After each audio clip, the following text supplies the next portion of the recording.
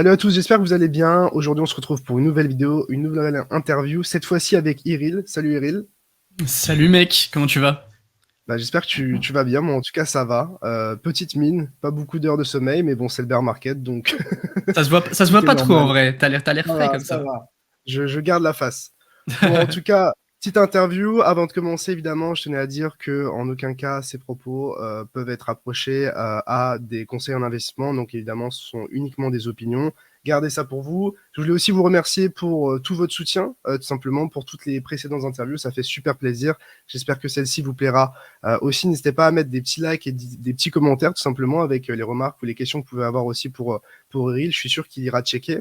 Et tout simplement, je suis très content de te recevoir parce que ça fait un bon petit moment que je regarde ce que tu fais sur YouTube.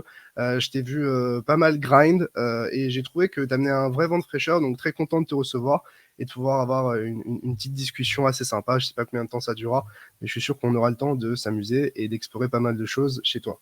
Bah merci beaucoup, écoute, ça fait vraiment plaisir. Puis merci pour l'invitation, hein. C'est vraiment cool. Comme je te disais, c'est que tu m'avais déjà envoyé un message il y a 6 mois, je crois, quand j'avais 10 000 abonnés. Et t'es le premier gros, tu vois, la première grosse tête de l'écosystème qui m'a donné un peu de force et tout du soutien. Et je m'en souviens que ça m'avait fait vraiment plaisir, donc je suis très content d'être là. Bah écoute, ça fait plaisir. Je déniche les talents, c'est ça? Je vais aller dans Incroyable Ouais, c'est Talent, ça, je vais me t'es positionner comme recruteur en ça. fait. Exactement. T'es un Non, recruteur. mais voilà, moi j'ai juste vu que c'était plutôt cool, donc content de voir que ça continue à marcher et que tu as fait ton petit chemin. Je sais que d'habitude, c'est toi qui poses des questions avec ta série vidéo Je demande aux youtubeurs. Cette fois-ci, on va inverser les rôles et on va commencer tout de suite. Donc, si tu peux peut-être te présenter succinctement, qui es-tu, quel âge as-tu, quel poids fais-tu, quelle taille fais-tu? Voilà, carte d'identité, quoi. Alors, bah, je m'appelle Lovig, j'ai 22 ans. Poids taille, je fais 1,70 m, je suis pas très grand pour un 62, 63 kilos. Et bah, je fais des vidéos sur YouTube de vulgarisation du contenu autour de l'analyse fondamentale, des cryptos, de la blockchain. J'essaye de rendre le plus accessible possible tous les termes qui peuvent être très compliqués, des langages de développeurs un peu imbuvables et un peu de démocratiser tout ça pour que les gens puissent comprendre un petit peu comment tout fonctionne.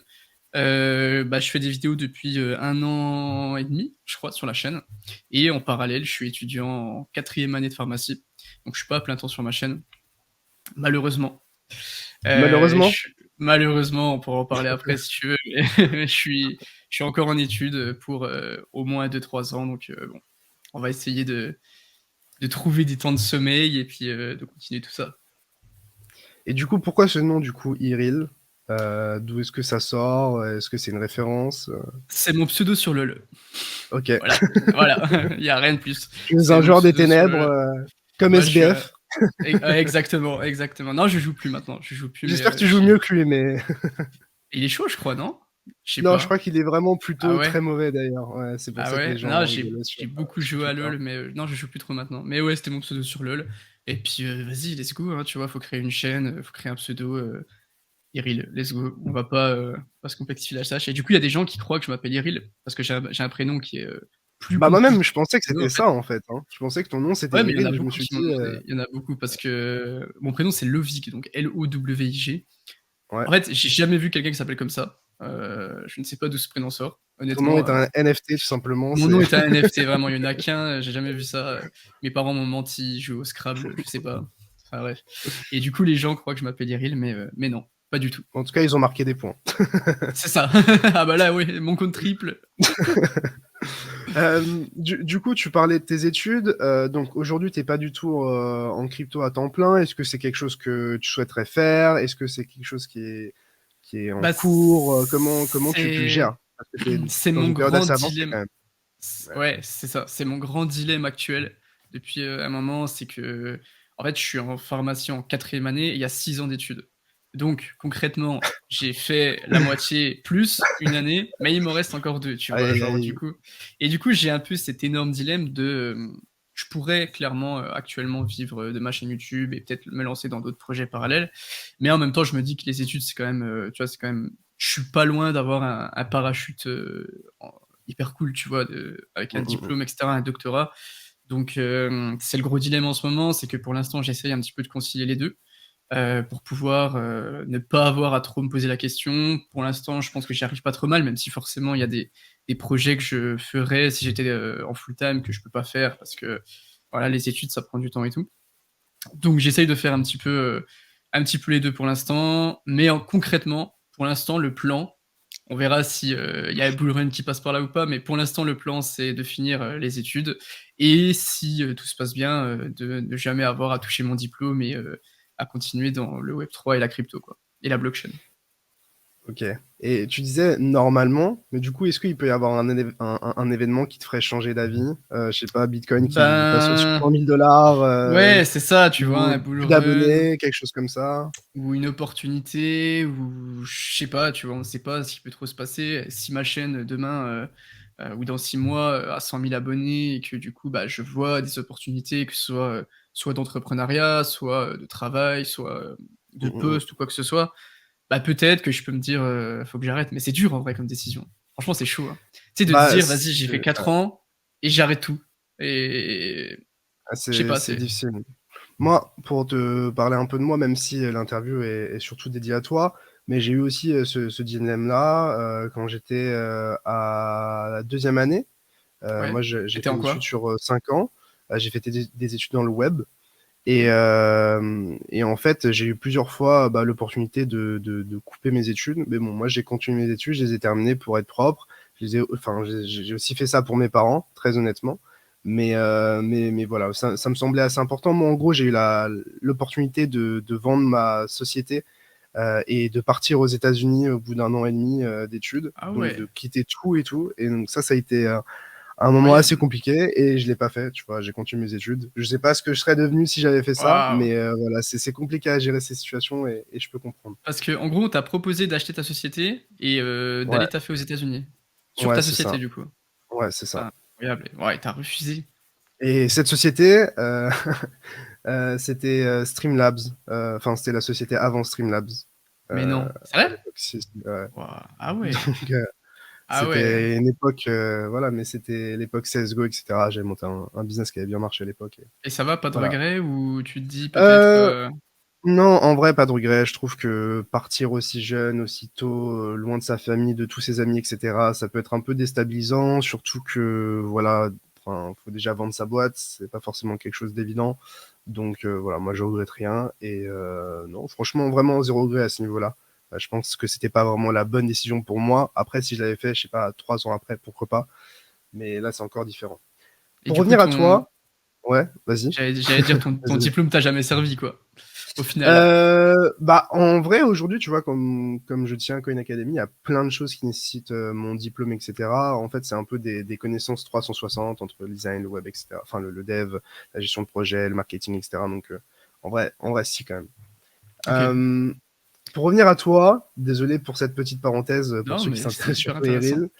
Euh, comment t'es tombé dans les cryptos? Je suppose qu'il y a quelqu'un qui t'a mis dedans. C'est El Famoso, enfin, question, mais au final, c'est assez important quand même de la reposer, je En vrai, tu pense. sais que je sais même plus le moment où je suis rentré dans la crypto.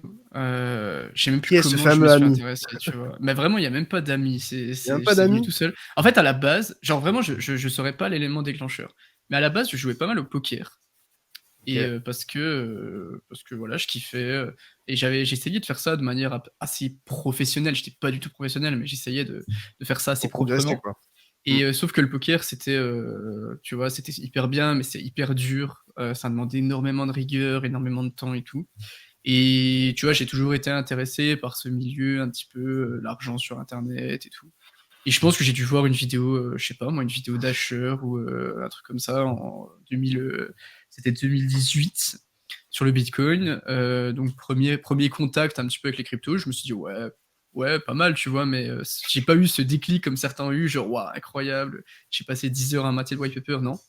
Et puis au final, bah, au fur et à mesure, deux trois vidéos comme ça, ah ouais, ça a l'air cool, j'ai regardé, j'ai continué, puis, tu vois, de fil en aiguille, tu t'intéresses, tu apprends ça, tu fais: «Ah ouais, il y a aussi la blockchain. Ah ouais, mais c'est quoi ça Ethereum?» Tu regardes une autre vidéo, tu regardes certaines vidéos sur YouTube, faire fois 1000 avec cette crypto-monnaie, tu essayes, par chance, tu fais un fois 10, c'est un peu totalement random, tu te dis: «Putain, pas mal», et après tu apprends et tu plonges et ouais, ça s'est fait progressivement, en fait. Il y a pas eu de déclic comme Ok. ça. Mais du coup, quand t'as commencé, tu t'y es mis genre vraiment à fond, à fond, à fond, ou genre ça a été plutôt quelque chose de passif qui a mis, je sais pas, des mois avant que tu t'y plonges vraiment plus sérieusement? Je pense qu'au début c'était passif, genre en 2018, tu vois, premier contact, j'ai appris, j'ai fait deux trois trucs, mais rien de plus. Et je suis revenu à peu près un an et demi plus tard, je saurais pas trop te dire pourquoi. Bah déjà parce que j'avais fini ma première année de santé, tu vois, qui était hyper longue, et donc je pouvais pas trop passer 1000 ans à regarder des white papers. Et je me suis vraiment réintéressé au truc, et là j'ai dive, tu vois, j'ai dive dans le truc. Et c'est là que j'ai découvert un petit peu tout ça. Puis après, je me suis dit, bah en vrai, en fait, j'étais assez frustré du fait qu'il n'y avait pas assez de gens qui expliquaient comment marchait un projet et tout. Du coup, tu devais aller Mm, mm. mater les white papers en anglais, c'était dur, c'était technique. Puis je me suis dit, bon bah vas-y, go le faire en fait. S'il y a personne qui le fait, peut-être qu'il y a des gens qui ont le même problème que moi, puis on va essayer. Mais c'était plutôt un bon call parce que, mais pas un call facile dans le sens où bah quand tu reviens un an et demi après, bah en disons 2018, donc c'est à dire que tu arrives plus ou moins quand le marché est au plus bas quasiment. Ouais, Donc se ouais, je suis réintéresser arrivé au en marché à ce moment-là, bottom. c'est vraiment compliqué en fait. Enfin, c'est surtout le moment où personne n'a envie de s'intéresser à ce marché-là. Moi, je C'est me ça. souviens Ouais. que à l'époque, même sur Twitter, bah le crypto Twitter FR à l'époque, il est quasi inexistant. Enfin, on était cinq et on devait Yeah, se ouais. regarder dans le blanc des yeux. Mais non, en tout cas, plutôt un bon call. Et donc, tu as mis du temps avant de lancer ta chaîne YouTube au final. Il s'est passé Ouais, un bon moment. Qu'est-ce qui t'a je donné pense. envie de te lancer véritablement euh, Alors, en fait, quelle a été le déclic? j'ai une sorte de petit passif sur YouTube, tu vois? Avant, je faisais j'avais T'as créé une chaîne YouTube. des Voilà, antécédents, quoi. j'ai des antécédents. En fait, à la base, j'avais créé une chaîne YouTube en 2019, je pense, qui avait rien à voir. C'est une chaîne YouTube de foot, pour te dire, où je faisais des best-of, de compilations, de trucs, et cetera, et ça avait Ah, plutôt c'est bien donc marché, toi tu qui nous vois? permet de voir des belles vidéos sur Ronaldinho et CR7. Exactement, tu vois? C'est moi qui faisais ces Je te vidéos-là, remercie. que tu mates à 3 heures du mat dans ton lit, voilà. Exactement. Et ça marchait plutôt bien, en vrai, j'étais content, et c'est comme ça que j'ai appris le montage, comment faire une vidéo, comment la publier, comment faire une miniature et tout. Sauf qu'au final, en fait, au bout d'un moment, bah, c'était limité, tu vois? Il y a pas de créativité, il y a pas de possibilité de création, c'est vraiment tu prends les extraits, tu les mets, tu les balances et puis voilà. Et donc c'est ça un peu qui me manquait, c'est le fait de créer des vidéos, et je me voyais pas faire des vidéos facecam de foot, tu vois? Genre, je sais pas, c'est possible, hein, il y en a qui font ça, mais c'était pas trop mon délire. Et donc au début, j'ai lancé ma chaîne sur les cryptos, c'était en voix off, donc je montrais pas ma tête, parce que bah, ça fait flipper, tu vois, de montrer sa tête sur Internet comme ça, quand tu l'as jamais fait, tu te dis attends, qu'est-ce que les gens vont dire et tout, c'est dur. Et après, je me suis dit en vrai, Nick, vas-y, let's go, Ah, tu tu vois. t'es Au pas pire. dox tout de suite, quoi, au final. Non, je me suis pas doxé tout de suite, j'ai dû faire deux vidéos en voix off. Et après, je me suis dit en vrai, de toute façon, je fais 100 vues, tu vois, donc la probabilité que quelqu'un qui me connaisse voit mes vidéos est tellement faible que vas-y, let's go. Et je savais aussi que les vidéos, tu vois, moi personnellement, je regarde très peu de vidéos en voix off, et je préfère quand même quand c'est quelqu'un qui parle, où tu vois sa tête, tu connais la personne et tout. Donc, tu vois, c'est un peu tous ces trucs qui ont fait ça. Et donc j'ai acheté une caméra catastrophique sur Leboncoin à 80 €, qui était catastrophique. Et puis bah j'ai commencé, j'ai essayé, j'ai setup. Au début, les vidéos, la qualité était dégueulasse, mais bon, c'était en vrai, je m'en souviens, c'était, tu vois, c'est bizarre quand C'était même quand tu l'époque fais ta OG. première vidéo. Ouais, c'était une sombre époque, mais intéressante quand même. Moi, quand j'étais plus petit, je faisais des tutos Dazzle, des tutos HDPVR, etc. Enfin bref, c'était les trucs qu'on enregistrait à l'époque C'est trop sur bien console. ça, ouais, Donc, ouais. je connais ses débuts. Et du coup, au final, ouais, qu'est-ce qui t'a motivé véritablement dans le sens où, en fait, on avait déjà pas mal, entre guillemets, de vidéastes, pas mal de gens qui faisaient des vidéos. En tout Mmh. cas, bon, un petit peu moins que maintenant. Mais je trouve qu'on a quand même un gros game en France en termes de Mmh. vidéastes. Quelle a été ton approche enfin, qu'est-ce que tu t'es dit enfin, qu'est-ce qui t'a motivé? Comment t'as voulu enfin, te différencier, par exemple, par rapport aux autres? En fait, justement, tu vois, je trouvais que dans le type de vidéo que je fais actuellement, genre, en gros, moi, la plupart de mes vidéos, j'explique les projets, j'essaye d'expliquer comment ça marche simplement pour que les gens puissent comprendre des techs qui sont assez délicates et difficiles à appréhender au début.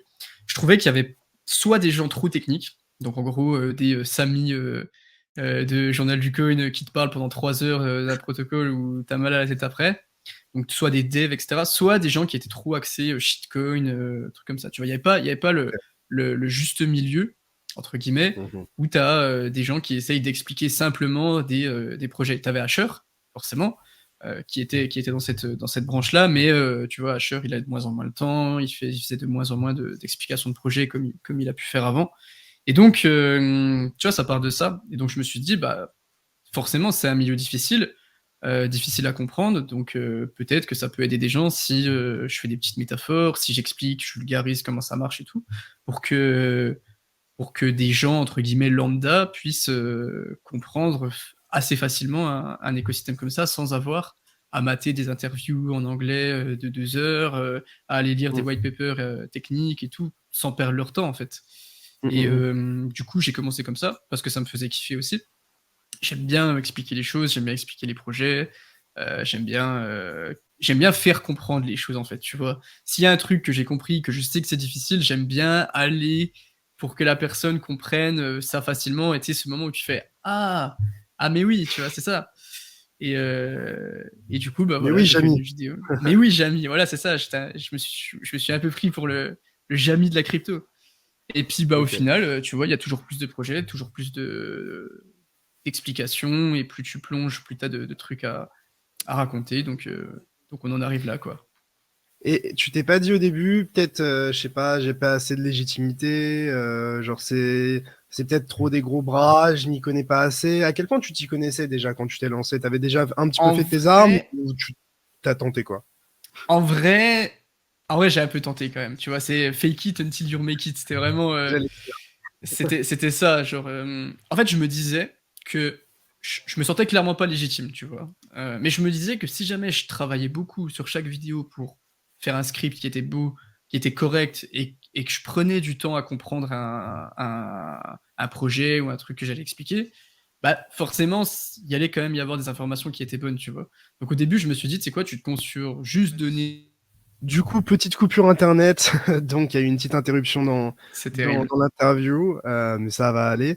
Je crois qu'on parlait de ta légitimité justement à faire des vidéos, notamment autour de l'analyse fondamentale au début. Tu parlais justement de fake it until you make it, un beau proverbe. Donc comment tu t'es un petit peu placé? Est-ce que tu t'es dit, bon bah j'y vais et fuck la légitimité, je m'en fiche, et au fur et à mesure je grind, ou est-ce que tu avais déjà beaucoup de connaissances pour appuyer les vidéos que t'as publiées? En vrai, j'avais des connaissances, mais j'en avais clairement pas assez pour me positionner comme quelqu'un qui va apprendre des choses aux gens sur ce domaine-là. Du coup, ce que je me suis dit, c'est que non, je suis pas légitime pour l'instant.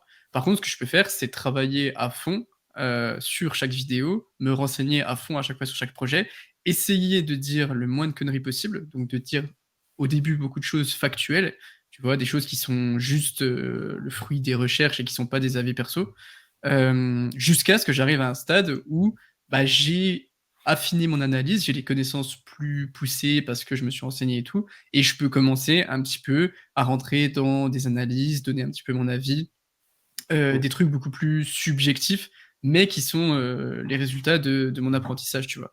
J'avais pas envie d'arriver et de dire de la merde aux gens et de donner mon avis alors que j'y connais rien, tu vois. Enfin, c'est pas que j'y connais rien, mais alors que je suis pas assez légitime pour l'instant pour le donner.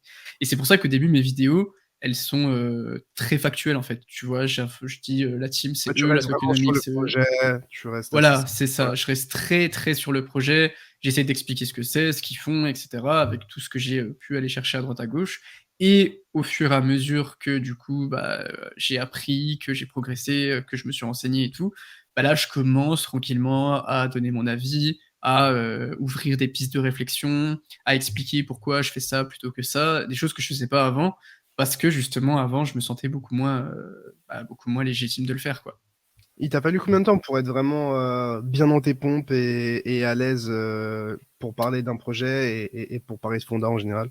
En vrai, en fait, le truc, c'est que, en fait, c'est, je suis tout le temps en train d'apprendre des nouvelles choses et tout, donc d'essayer d'affiner à chaque fois les choses. Donc, en fait, je me sens à l'aise maintenant quand je fais une vidéo, et je me sens à l'aise dans le fait de dire des choses un petit peu plus subjectives et tout, mais je sais que j'ai encore plein de choses à apprendre, que j'ai encore fait plein d'erreurs, et donc que j'ai pas du tout la science infuse, tu vois. Mais genre, le moment où j'ai commencé à donner un peu mon avis, je pense qu'il m'a fallu peut-être 8 mois à peu près, 6-8 mois où j'ai vraiment Ça prend du tryhard, temps quand même. sur les fondamentaux. Ouais, ça m'a pris du temps de ouf. Où j'ai vraiment tryhard par contre, j'ai vraiment tryhard sur les fondamentaux, il fallait que je sois, carré un petit peu sur tout et bah, du coup, je me suis renseigné sur plein de trucs, sur, un petit peu de tech, un petit peu de tokenomics, enfin beaucoup de tokenomics, beaucoup de tech et tout, pour, avoir le plus de tu vois, avoir un socle de connaissances, le plus large possible. On se lance rarement dans la création de vidéos sans avoir soi-même consommé des vidéos, sans s'être, par exemple, inspiré de personnes. Qui est-ce qui t'a marqué, par exemple, dans le game FR, dans le game même anglophone, qui t'ont donné envie de faire des vidéos, ou même qui t'ont inspiré, des moments où tu t'es dit, ah ça, j'aime bien, ou ça, j'aimerais mettre ma petite patte, et c'est un truc que je prends pour moi, par exemple. Je pense que j'ai 2 grosses inspirations. C'est, Owen, enfin Asher en FR et en anglais Whiteboard Crypto qui est un format que je kiffais, enfin que je kiffe toujours même s'il fait un peu moins de vidéos. Parce que c'est des gars qui rendaient accessible des trucs très techniques, tu vois? Sur le papier, tu disais: «Putain, mais ça a l'air hardcore» et il arrive, ils te font des métaphores, ils t'expliquent un petit peu et ils sont très enthousiastes, tu vois? Owen, il est très enthousiaste à chaque fois qu'il parle et Mm. tout, et du coup, tu te dis, tu ressors de la vidéo, tu fais: «Ah ouais, ouah, j'ai compris un truc, bah, sur le papier qui est hyper dur» et c'est hyper satisfaisant, tu vois, de comprendre des choses, aussi techniques, aussi poussées, aussi deep, en peu de temps comme ça et du coup, ouais, Owen, enfin Asher, Whiteboard Crypto et peut-être Coin Bureau aussi Que qui le est peut-être bureau, un le peu boss, hein. plus maté. Ah, il est trop Le fort. bureau, le putain de boss, hein. Franchement, D'ailleurs, il y a une quelqu'un rumeur d'aussi fort, hein. il y a une rumeur sur une Coin Bureau, que j'avais Ouais. entendue, je sais pas si tu en sais plus. C'est qu'apparemment le mec de Coin Bureau, c'est, totalement un acteur, en fait. Genre enfin, je sais plus où j'avais entendu ça, c'est que le mec apparemment il y connaît rien du tout et que c'est juste un mec qui a le Oh. prompteur et qui lit les trucs de sa team et enfin, je En sais pas, Ouais, mais ouais. Bah, en fait, déjà, ce qui m'étonne pas, c'est que ce soit, entre guillemets, «une grande boîte» ah où il bah, y ait c'est beaucoup sûr. plus de Ah gens ouais. que ça, enfin, plus de personnes qu'une seule personne devant la caméra, évidemment. Après, de là à dire ça, je sais pas, je pense qu'il faut J'en sais avoir un rien, minimum de c'est une conviction rumeur que j'ai entendue. pour parler de ça. En tout cas, si c'est un acteur, c'est un très bon acteur.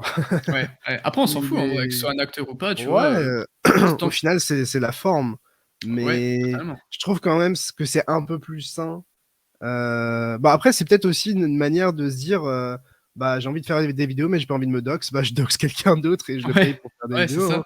C'est ça, c'est Donc, possible. Après je pense que derrière Coin Bureau, ils doivent être en vrai, ils doivent être, je sais pas, ah, il doit y avoir 20 mecs, qui font des recherches tous les petite jours, quinzaine de personnes minimum, c'est ouais. des C'est vidéos un de gros fou, business tous les maintenant, donc, jours, ouais, ouais, c'est des cracks. Non, non, mais c'est trop bien et du coup, Coin Bureau, qui est peut-être la chaîne que je regarde le plus enfin, c'est sûr, en fait, je regarde quasiment toutes leurs vidéos, actuellement. Je regarde beaucoup plus de vidéos anglaises maintenant, parce que je trouve qu'il y a un mmh. éventail de connaissances et de précision un petit peu plus puissant. Parce que, bah, Ouais. forcément, tu vois, plus de contenu, plus de personnes et cetera, plus de moyens. Mais ouais, je pense que les grosses inspirations, Coin Bureau, Whiteboard Crypto et Asher. En fait, ce qui est fort avec eux, je pense surtout avec Asher, c'est le fait qu'il sache plein de choses, mais qu'il décide de distiller, de montrer que Ouais. certains aspects les plus importants au final. Parce que quand on sait beaucoup de choses, on a envie de ramener sa science et on a envie d'éclabousser tout le monde de son Ouais. intelligence. Mais c'est pas forcément la meilleure manière pour apprendre aux gens de nouvelles choses, de nouvelles notions. Et tu vois, même pour moi aujourd'hui, c'est compliqué de parler trading et de parler analyse technique sans aller dans vraiment le détail. Parfois, il faut savoir enlever quelques points, quelques informations Mmh. pour rendre l'information plus digeste et c'est un gros boulot. Donc, Bah, je pense qu'il y a plusieurs stades, en fait, quand tu veux expliquer un truc. Tu as le stade où tu connais des choses, mais du coup, tu veux montrer que tu es légitime et tu essayes d'aller tu vois, d'expliquer le plus de trucs possible. Et tu as le stade au-dessus, où tu sais que, tu es assez chaud et que tu as assez de connaissances juste pour sélectionner et les distiller et savoir ce que les gens, ont le plus, besoin d'entendre, en fait. Et ce stade, il est dur parce que, bah, forcément, tu faut vois, avoir il y a plein de confiance en trucs que soi, tu hein. sais et tu le dis pas et tu as envie de leur dire: «Les gars, je le sais ça». Mais en vrai, on s'en fout parce que l'objectif, c'est pas ça. Et ouais, c'est ça qui est impressionnant avec ce genre de personnes. Comment se modélise ton processus de création, de l'idée à la forme? Combien de temps tu mets à faire une vidéo? À quel moment tu te dis, ouais, je vais faire une vidéo sur ça? Comment ça se passe dans ta tête? En vrai, Même alors déjà plus. les sujets de vidéo, Enfin, ouais, je peux t'en donner, là, je pense, je peux t'en donner 20 comme ça, tu vois. Genre, les sujets de vidéo, c'est clairement pas ce qui manque. Et du coup, justement, faut trier parmi tout ça. Parce qu'il y a toujours des nouveaux projets, il y a toujours des nouveaux concepts, des nouveaux narratifs, des nouvelles choses, des débats et tout. Donc, je te dirais que les idées de vidéo, c'est des trucs qui viennent comme ça. Si j'ai maté un white paper, si j'ai vu une actu, bah vas-y, ça pourrait être une bonne vidéo, je le note. Et j'ai une petite liste de potentielles vidéos. Et du coup, je regarde à chaque fois, ah bah là, j'ai envie d'écrire un script sur un projet. Ok, j'ai quoi comme projet? J'ai, je sais pas moi, Polygon, Axelar, Ethereum, Anchor, bah vas-y, je vais faire sur ça. Et je pense que, en fait, quand je fais une vidéo, forcément, si c'est des vidéos d'explication de projet, si je fais une vidéo d'explication de projet ou de concept, forcément, tu vois, c'est pas quelque chose que j'ai directement en tête. Tu vois, j'ai envie de faire une vidéo sur Polygon. J'ai envie de faire une vidéo sur Polygon. Je connais pas tout d'un coup, tu vois, j'ai pas toutes les actus de Polygon, tout ce qui s'est passé et tout. Donc en vrai, je vais prendre 2 jours, je pense, à juste me concentrer sur Polygon ou sur ce projet, pour être vraiment carré là-dessus. Et parce qu'en fait, je pourrais très bien juste donner des faits, des infos et tout, mais j'essaye de faire le travail supplémentaire qui fait que je peux expliquer des trucs plus facilement, vulgariser des choses, sélectionner ce qui est important. Et ça demande beaucoup de temps en fait. Tu vois la différence entre les deux. Donc en vrai, je passe 2 jours à regarder à construire le script, donc à me renseigner à fond sur le projet, à écrire le script, à regarder ce qui est important, à faire le plan et tout. Après je tourne la vidéo et le montage prend, c'est ce qui prend le plus de temps, je pense. Il prend une dizaine d'heures à peu près. Donc en gros, une vidéo complète prend entre 15 et 20 heures, je pense. Ok, c'est c'est quand C'est même beaucoup. pas mal de boulot. C'est beaucoup. T'as déjà fait des vidéos qui étaient genre super longues à préparer par rapport à d'autres? Ouais. Des Ouais, vidéos où ouais. genre vraiment t'as galéré? Il y a en fait, les vidéos les plus dures, c'est, les vidéos sur un sujet ouvert au débat, tu vois? Genre là, par exemple, je prépare une vidéo sur la décentralisation.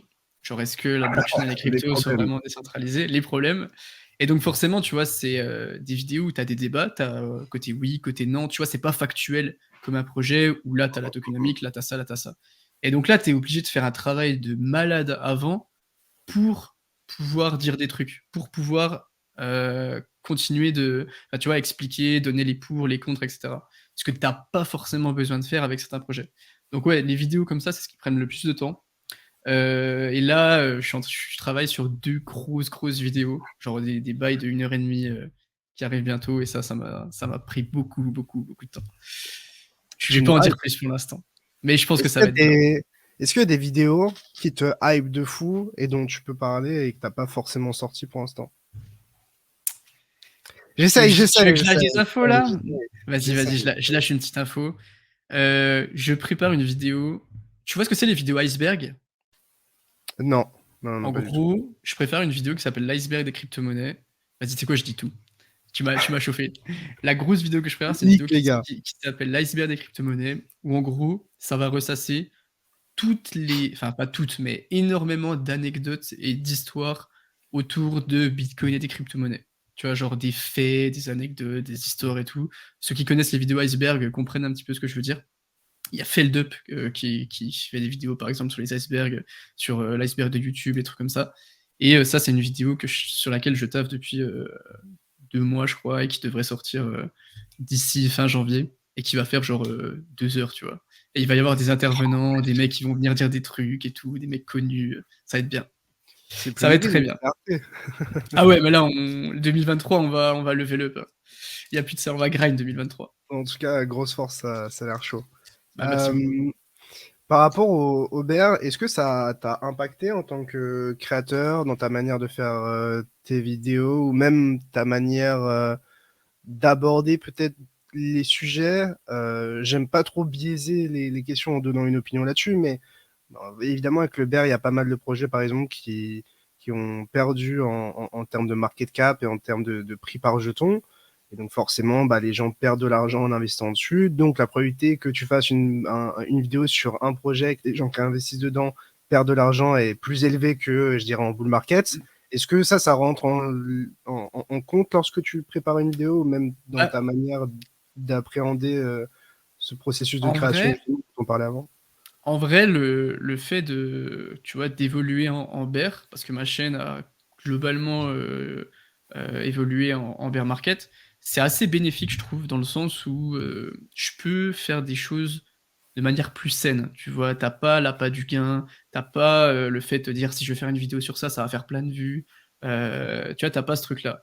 Donc en fait, je peux faire des vidéos plus saines, où je sais que les gens qui vont regarder mes vidéos, ça va être des gens qui sont, aguerris, parce que les gens qui sont encore là globalement, c'est pas des, tu sais, c'est pas des randoms qui sont arrivés il y a un mois pour la plupart. Donc c'est des gens qui connaissent et sur lesquels je peux peut-être aller un petit peu plus loin sur certains concepts et parler de projets sans avoir à parler du token, par exemple, tu vois? C'est des trucs que je Mmh. fais en bull run, les gens veulent des cryptos sur lesquels investir, on va pas se mentir. Bah, c'est Là, un je fait.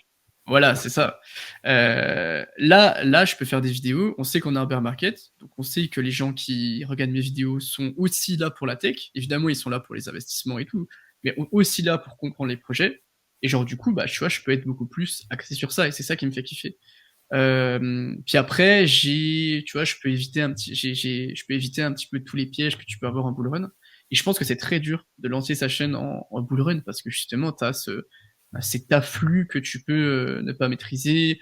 Tu peux avoir des projets, je sais pas moi, je dis n'importe quoi, tu vois? Tu es en bull run, tu as des projets un peu catastrophiques qui te proposent des chèques, énormes pour faire des collabs. Tu vois? Tu as plein de pièges, en fait et du coup, le fait d'évoluer en bear market fait que, bah, j'ai pas ces pièges ou alors j'ai le temps de les éviter et de grandir, sainement pour être prêt pour le bull run. Tu me fais une transition parfaite. Je voulais justement te demander, Parfait. après 1 an de vidéos sur YouTube, quasiment 1 million de vues, quasiment 25 000 abonnés, quelque chose comme ça? Ouais, Qu'est-ce que 24 tu as... 700 je crois. Bon, bientôt 25.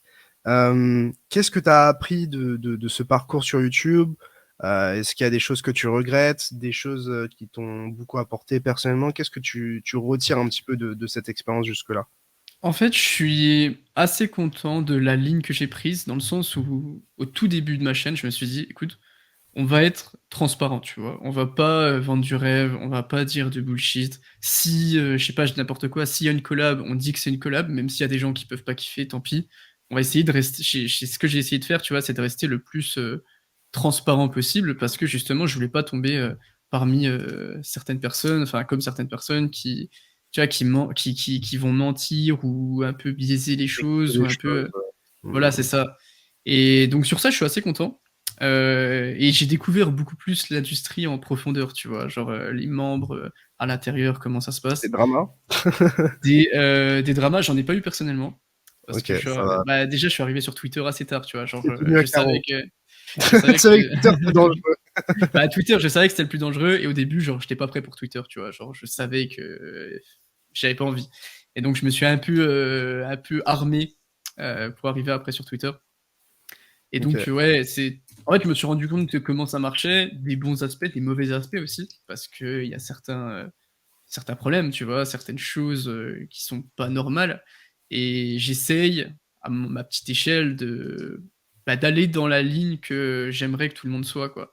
Pour, pas pour donner l'exemple parce que je suis personne, tu vois? Mais pour, au moins être parmi, essayer d'être parmi cette, bah, ce pack de créateurs qui sont droits quoi, qui sont transparents. Mmh. Parce que je pense que c'est ce que, l'écosystème a besoin, c'est de transparence. C'est pas, je suis pas non plus en mode, faut pas faire de collab, faut pas mettre de liens affiliés, faut pas faire ça. Juste, faut le faire bien, en fait. Tu peux faire une collab, tu peux mettre des liens affiliés, tu peux, je sais pas moi, tu peux lancer un projet, tu peux, demander à des gens d'acheter ta formation, peu importe. Mais il faut le faire bien et il faut que, qu'il y ait du travail et de la qualité derrière. Donc c'est ça un peu que j'ai essayé de faire. Je me suis rendu compte donc pendant cette année-là, qu'il y avait des bonnes et des mauvaises choses.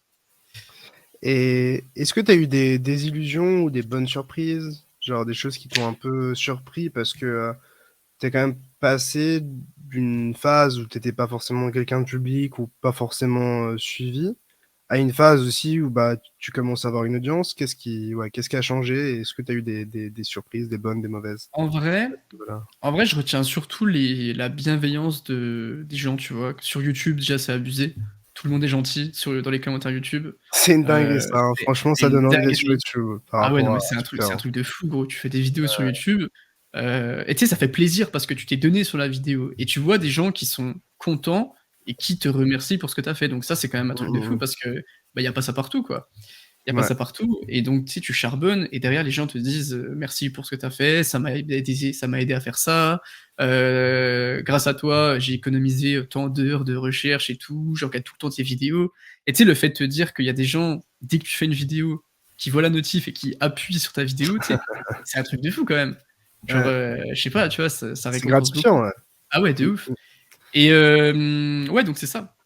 C'est là où je me suis dit: «Bah, c'est trop bien», tu vois, d'avoir, des gens qui peuvent t'aider aussi et je me suis aussi rendu compte que, tu vois, si jamais tu veux, progresser dans un milieu, donc que ce soit dans les cryptos, dans la tech, dans n'importe quoi, Mmh mh.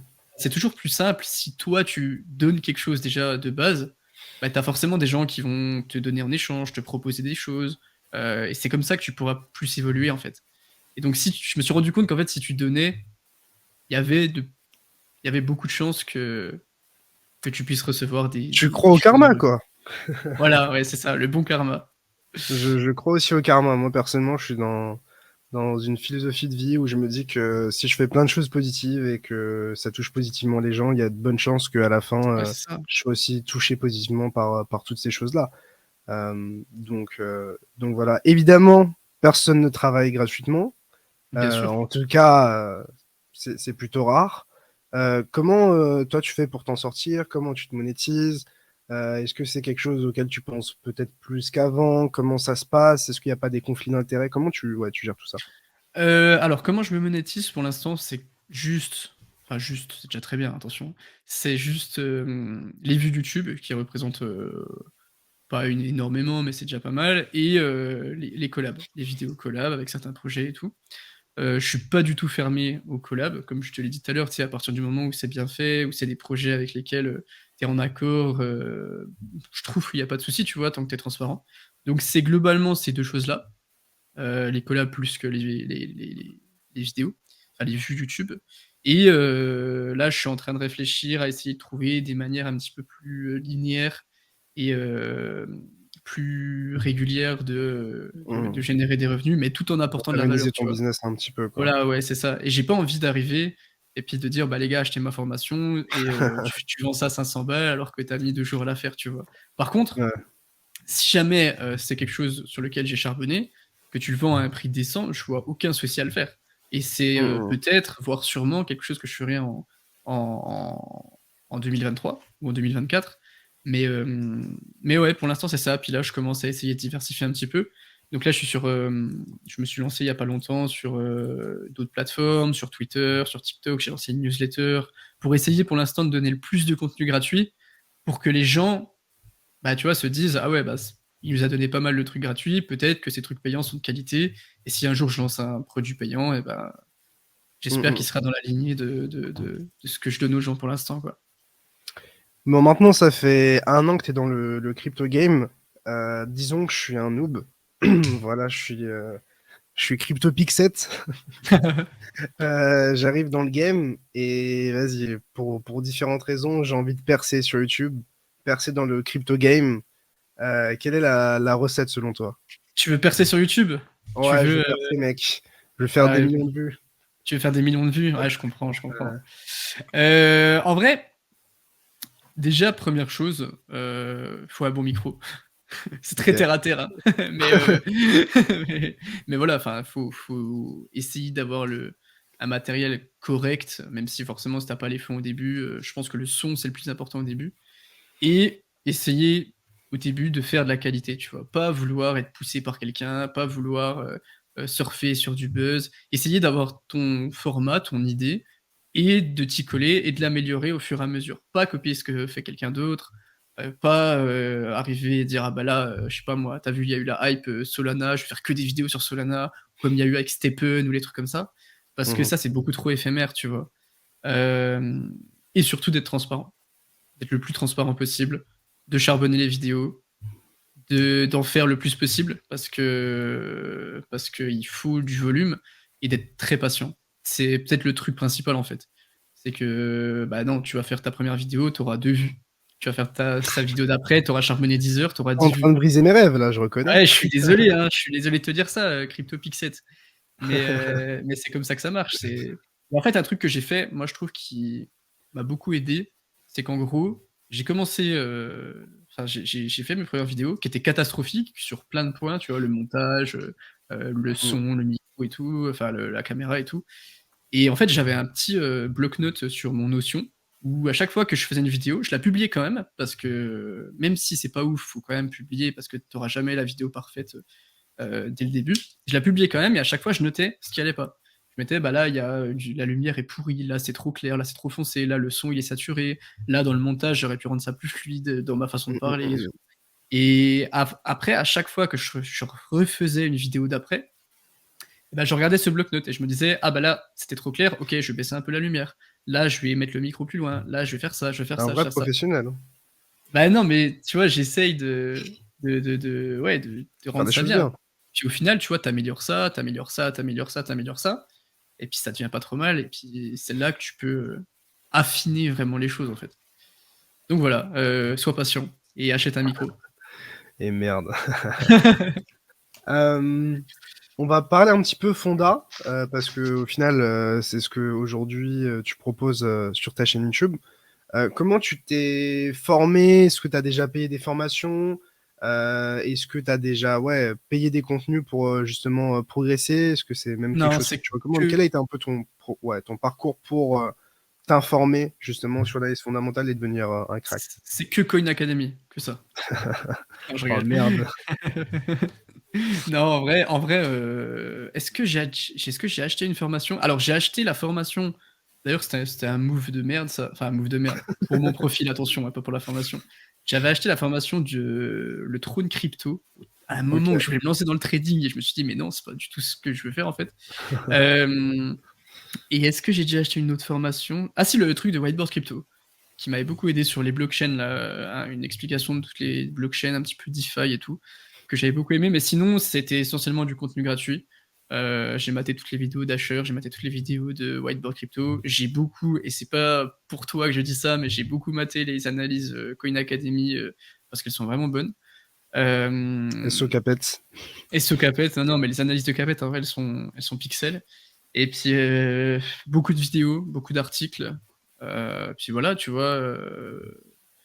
Et puis, j'ai essayé un petit peu de me former à fond sur la blockchain. Donc là, il y a pas longtemps, j'ai fini les cours. Tu sais, t'as les cours du MIT sur. T'as un cours du MIT sur la blockchain, genre t'as 25 cours de 1 heure, je crois. Je les ai tous matés. Et Public? OK. c'est trop bien parce que tu sais, tu peux avoir. En fait, tu peux avoir accès à des cours du MIT gratuitement sur Google, sur Je savais YouTube. même pas que ça existait, moi. Ah si, bah t'iras voir. Après, c'est marrant parce que c'est Gary Gensler qui fait les cours. Gary Gensler, Ah oui, maintenant, ouais, ouais. c'est qui? SEC. Et bon, maintenant, voilà. Mais en vrai, les cours sont carrés de ouf. Et bah, tu vois, c'est un truc de fou, tu vois, d'avoir autant de contenu gratuit accessible comme ça. Et ouais, bah, c'est ça, en fait, c'est tu creuses, c'est tu regardes comment ça marche, tu regardes une vidéo, tu regardes un article, et puis en fait, aussi, le fait de créer du contenu à chaque fois sur un projet ou sur une notion fait que tu es obligé de la comprendre, tu vois. Si jamais tu te renseignes sur les ZK Rollup et que tu veux faire une vidéo sur les ZK Rollup, tu peux pas Mmh. comprendre moyennement comment ça marche, sinon ça va se voir et ça va être Ouais. pourri. Donc tu es obligé d'être carré dessus. C'est ça qui fait que c'est un processus que j'essaie de mettre en place.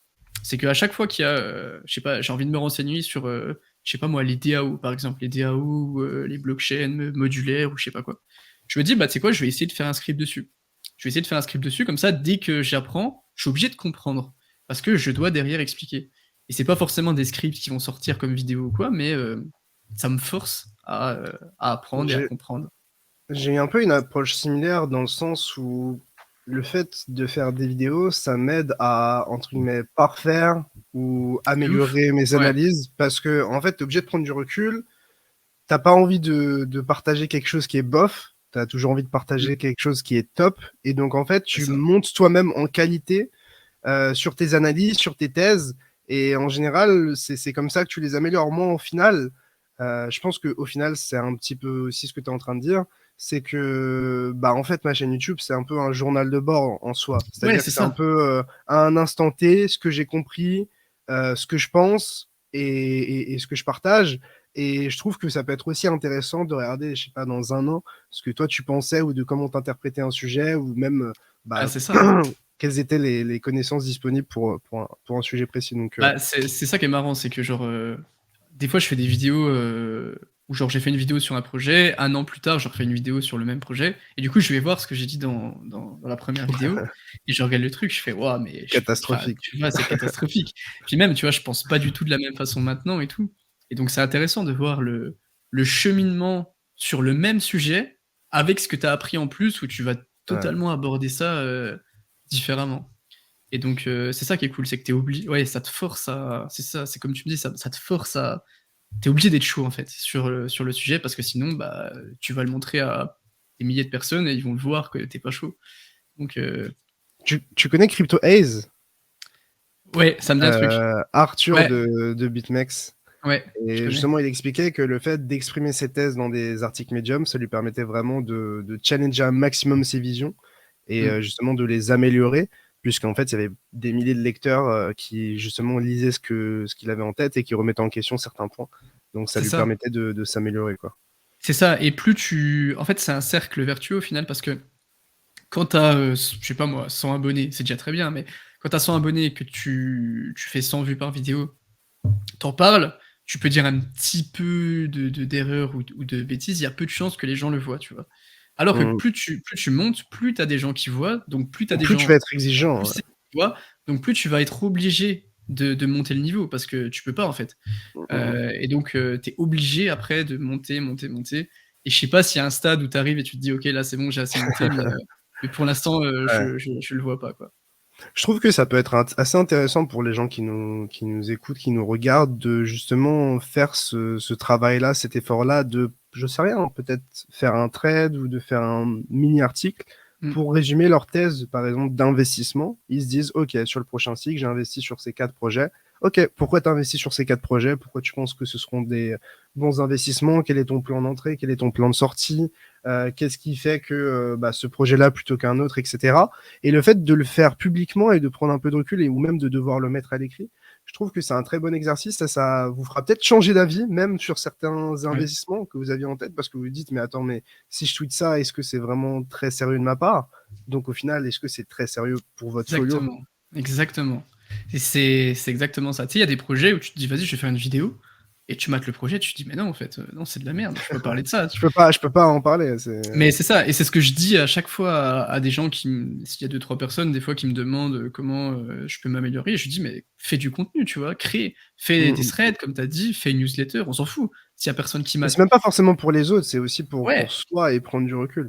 et Donc, sur un malentendu, c'est peut-être un truc qui va ouais, marcher, c'est qui va te ça. Voilà. plaire et qui va t'amener vers d'autres endroits donc non, c'est toujours bénéfique en fait de créer quelque chose parce que tu pourras aider des gens et tu pourras t'aider toi-même donc ça c'est beau ce que je dis. Mec, t'es vraiment un Je suis un philosophe poète, je suis juste un poète en de la fait. crypto, en fait. T'es un crypto-poète. On met souvent en opposition l'analyse fonda à l'analyse technique. Qu'est-ce que tu penses de ça? Est-ce que toi-même tu as essayé l'analyse technique ou même tu t'es essayé au trading dans ce parcours tumultueux? Alors, moi alors il y a plein de trucs à dire là-dessus. Parce que je suis un peu en Est-ce que guerre contre tu l'analyse traces technique, mais je des vais traits t'expliquer pourquoi. sur ton écran, quoi? Non, justement, tu vois? Genre vraiment, je suis Merde. catastrophique en trading, je suis une merde en trading, Ok. et je regarde très peu de vidéos d'analyse technique, pour être honnête, parce que Mhm. c'est pas du tout mon profil d'investisseur et j'en ai pas spécialement besoin. Bon, je sais faire deux trois trucs, tu vois? Je sais faire des Fibonacci, des trucs comme ça, mais bon, voilà, ça va pas Ce plus serait loin. marrant de voir ça un jour. Ouais, non, je pense pas, non. Et et en fait, le truc, c'est que dans la position que j'ai par rapport à ça, c'est pas que je suis anti-analyse technique, c'est que je trouve qu'il y a un gros, amalgame qui est fait en ce moment Mhm. entre l'analyse technique et le trading. Dans le sens Ouais, où ouais, tu je as suis beaucoup de d'accord. gens qui font de l'analyse technique parce que, comment expliquer ça? L'analyse technique, tu peux faire des vidéos sur YouTube, tu as OBS, tu records ton écran, tu parles, tu fais 3 traits, personne va savoir si tu dis de la merde ou pas, sauf certaines personnes et tu postes ça sur YouTube en disant que tu es trader. Sauf que tu es pas trader, tu crées du contenu sur l'analyse technique et du coup, les gens croient que tu es trader et donc ça crée une sorte de d'amalgame où tu expliques quelque chose alors que ton taf, c'est pas exactement ça. Enfin, je sais pas si c'est T'es en clair ce que train je de me dis. dire qu'il y a que des analystes et aucun trader, quoi. Je suis en train de dire que tous les analystes ne sont pas traders et beaucoup d'analystes ne sont pas traders alors qu'ils Quel prétendent est l'être. l'intérêt alors? Parce que tu peux totalement vivre de ça, tu vois. Ouais, mais Tu du coup, ça peux. n'a aucun intérêt d'analyser pour ne rien faire derrière. Bah, C'est comme si, genre, je préparais un plan de jeu au foot et que je jouais jamais le match. Quel est l'intérêt? parce que c'est plus simple, tu vois. Tu fais ta vidéo, tu trades pas. Genre, tu mets pas d'argent en jeu, juste tu te formes à l'analyse technique. Demain, je me forme à Ouais. l'analyse technique. Bon, ça prend du temps, hein. On est d'accord. Mais je fais mes vidéos. Moi, je trade pas. Juste, je fais des analyses, machin. Tu peux un peu lisser ce que tu dis en disant là, ça peut aller Moi, je là, trouve que c'est machin. le pire comportement ever, mais c'est Ah que non, mais mon je suis totalement d'accord. Je suis totalement d'accord. Et c'est ça le gros problème, en fait. C'est qu'il y a il y a trop de gens qui ne sont pas traders, qui te font croire qu'ils sont traders, et du coup, qui vivent de l'analyse technique, mais pas du trading.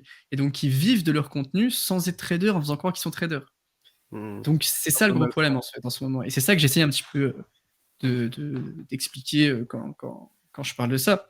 C'est que t'es trader, tu montes tes trades, pas de souci, tu vois. Toi, t'es trader, tu montes tes trades, aucun souci.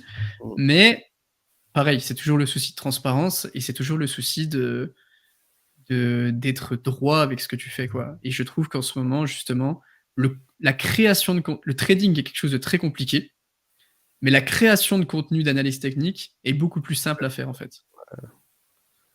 Je sais Ouais, pas c'est. si c'était très clair. Ah, je vois ce que tu veux dire. C'est. En fait, le problème, c'est que vu que les gens ont tellement peu de connaissances en analyse technique, genre c'est Exactement. tellement flou pour quelqu'un qui n'y connaît rien, qu'en fait, il va tout prendre pour argent comptant lorsqu'il regarde quelqu'un. En fait, Exactement. il a pas d'esprit critique sur le sujet, en fait. Mm, Et mm. pour moi, c'est un petit peu. Ça peut être aussi la même chose avec l'analyse fondamentale. C'est-à-dire que si un mec me Bien dit, sûr. je sais pas, le fait qu'il y a un bloc chaque seconde, c'est incroyable, bah, je vais peut-être le prendre cash parce que bah, justement, j'ai aucune expérience en analyse fondamentale et je me dis, bah, un bloc par seconde, c'est parfait en fait. Il y a Bien sûr. zéro problème à ça, tu vois. Donc, je pense que c'est surtout ça le problème, c'est que c'est tellement quelque chose qui est flou pour les nouveaux arrivants, qu'ils prennent tout pour argent comptant et ils suivent des gens qui n'ont Oui. aucune légitimité sur ce sujet-là, si ce n'est d'être régulé et de poster du contenu. Et Exactement. Et tu vois, imagine que moi, demain, moi je le dis, je connais rien en trading, en analyse technique. Mais imagine que demain, j'achète une formation, je me forme sur 3-4 indicateurs et je me mets à faire des vidéos e-reel trading. bon, déjà, Donc, je te dis, ça va être clair et net. Il y a un petit Fred qui va sortir sur ta gueule et un petit commentaire négatif de ma part. Voilà. mais je le ferai pas, t'inquiète. Mais voilà, imagine que je le fais. Je le fais et je fais mes vidéos de trading et tout. Et enfin, je dis la merde, hein, globalement, je dis n'importe quoi, mais j'ai mes indicateurs et tout. Et derrière, bah, j'utilise des liens d'affiliation sur des Hmm. plateformes de trading. Je fais une formation que je vends et que j'ai copiée sur un américain. Tu vois, je fais des vues avec YouTube, je fais des collabs, des trucs comme ça. Tu vois, tu penses quoi du business model? C'est malsain, en fait. Bah, en fait, tout dépend de la légitimité, tu vois. Par exemple, moi, pour le coup, Voilà. j'ai fait recours par exemple, à l'affiliation, parce Hmm. que je trouve que c'est un modèle plus, je dirais, qui me convient plus en tout cas que le fait de faire payer un abonnement ou un service. C'est-à-dire que, en fait, pour moi, aujourd'hui, quelqu'un qui s'affilie, ça l'engage en rien, tu vois. C'est-à-dire Bien qu'il peut sûr. créer un compte, ne jamais déposer d'argent, ne jamais trader, et pour autant, il a accès à un peu plus de contenu de ma part. Et dans le même temps, en fait, ce qui est bien avec l'affiliation, pour mon cas, c'est que bah, en échange de quelqu'un qui s'affilie à moi, je donne plus de contenu, notamment moi des vidéos supplémentaires, des idées de trade, des choses comme ça.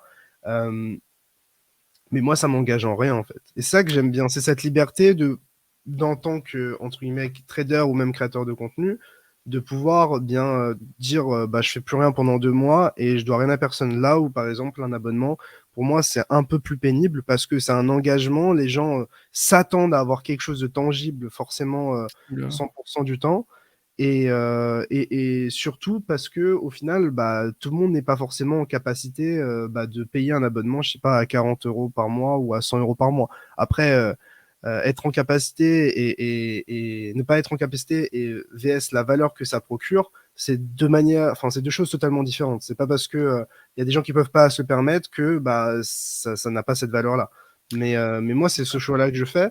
Mais aujourd'hui, enfin, je dis pas que je suis beau et que les autres sont moches, hein, mais c'est juste que bah, aujourd'hui, n'importe qui peut arriver, faire 3 traits sur sa charte, dire inscrivez-vous avec mon lien Bybit, et puis lire des tweets, lire des tweets en vidéo, tu vois. Enfin, moi, je trouve ça C'est ça. tellement. Enfin, moi, même le concept de lire des tweets en vidéo, j'ai du mal, mais c'est. Ouais, après, mais c'est ça en fait, c'est exactement ce que tu dis, c'est que tu peux faire ça, mais il faut la légitimité, il faut de la transparence. Et en fait, regarde, il y a aussi un problème, enfin un problème, c'est un fait, c'est que vu que la création de contenu, de vidéos d'analyse technique est facile, tu peux record tu fais 30 minutes par jour, tu fais une vidéo par jour, alors que Et derrière c'est ça peut-être qui une dégoûte. vidéo. Bah, c'est C'est de pas que ça. facile à des gens qui n'ont aucune légitimité et aucune Ouais, expérience, c'est tu vois. ça. Et imagine, tu vois, les gens qui rentrent dans la crypto, qui voient qu'il y a beaucoup plus de contenu d'analyse technique. Il y a des analyses techniques partout contre une vieille vidéo d'analyse fondamentale ou je sais pas quoi, tous les dimanches. Bah, ils vont se Ouais. dire, tout le monde fait de l'analyse technique, moi je vais faire de l'analyse technique. Et c'est des gens Ouais. qui vont du coup se mettre au trading, utiliser les indicateurs catastrophiques que certains mecs peuvent donner et perdre leur argent avec le trading. Alors je dis pas que ça peut pas arriver pour l'analyse fondamentale parce que forcément Pour moi, l'analyse ça, fondamentale, ça peut être encore pire, en fait, dans le ça peut être sens encore où, pire. genre aujourd'hui, un mec, il voit comment tu fais une analyse fondamentale, je dirais, dans les grandes lignes, tu vois. Il regarde 2 projets. Dans les 2 projets, il y a un projet qui lui parle direct. Mmh. Et ben, genre, il va se surinvestir, en fait, sur ce projet-là. Et ça, c'est l'erreur que je vois constamment en analyse fondamentale, c'est que les gens ont tellement peu de recul, analysent tellement peu de projets, qu'au Mmh. premier projet qu'ils voient et qui les accroche, bah, ils se surinvestissent et ils se disent c'est le futur, en fait. Sauf C'est que vrai. pour moi, l'analyse fondamentale, c'est aussi être capable d'avoir plein d'éléments de comparaison pour justement dire, OK, ça c'est quelque chose de positif, ça c'est quelque chose de négatif. Et comme par exemple dans les marchés traditionnels, bah, si tu regardes 2 entreprises et qu'il y en a une qui te plaît, bah, tu vas peut-être être matrixé par cette entreprise. Mais si tu regardes 200, bah, tu vas peut-être avoir un regard différent sur cette même entreprise qui te plaisait tant C'est que vrai, ça. c'est vrai. Donc, je pense que c'est ça le plus gros problème de l'analyse fondamentale. Après, encore une fois, c'est une critique, mais c'est quelque chose qui est tout simplement humain. C'est qu'on aime bien C'est sûr. s'attacher et on aime bien impliquer des émotions. Et je pense que c'est là où justement tu essayes d'agir de manière rationnelle et critique. C'est ça et il y a un truc aussi avec, l'analyse. Le problème, c'est que l'afflux de plein de contenus d'analyse, technique font Mm. que ça crée un paradoxe dans la tête des gens où ils se disent: «Le trading, ça doit pas être si dur s'il y a tant de monde qui en font». Alors que le trading, être, C'est rentable en extrêmement dur. trading, c'est Ouais. extrêmement compliqué. Tu vois? Vraiment, ça prend des heures, Il y a des ça demande années, beaucoup hein, d'expérience, des clairement. heures, des années et tout. Alors que certaines personnes vont rentrer, faire du trading alors qu'ils ont vu, 5 vidéos et se faire wrecked, mais à fond, tu vas se faire exploser. Mm, Et c'est mm, mm. ça aussi qui est dommage. Bon après voilà, c'est toujours, le fait de ne pas écouter, au doigt et à l'œil, peu importe qui en fait, juste, essayer d'aller piocher des informations à droite à gauche pour se Ouais, je faire pense que les gens son avis. aiment aussi beaucoup le risque et qu'ils prennent des risques inconsidérés. Ils savent, pour moi, la plupart du temps, ils connaissent très bien les risques qu'ils prennent, mais souvent ils aiment bien rejeter ça sur les autres, tu vois. Genre, je sais pas comment l'expliquer. Enfin, Ouais, mais pour je vois moi, ce que tu quand, veux quand dire. tu mets de l'argent en levier sur Bybit et tu risques potentiellement tout ton portefeuille, tu peux pas dire que c'est la faute du mec qui a fait la vidéo Pas sur du tout, Bybit. pas du Tu vois, tout. genre, Mmh. c'est un peu excessif. Et je trouve qu'aujourd'hui, les influenceurs servent un petit peu de, de dernier recours pour dire bah c'était pas de ma faute au final, c'est de la faute de cet influenceur ou c'est de Je vois la ce que faute du tu veux dire. marché. Ouais. Alors qu'au final, c'est vraiment pas une bonne manière d'avancer dans la vie. Si tu veux avancer dans la vie et progresser, il faut être capable de remettre en question tes choix et ça peut être aussi remettre en question les gens que tu suis. Mais bref, on a fait une grosse parenthèse, mais C'est vrai. Non, c'est ça vrai, mais c'est intéressant comme débat.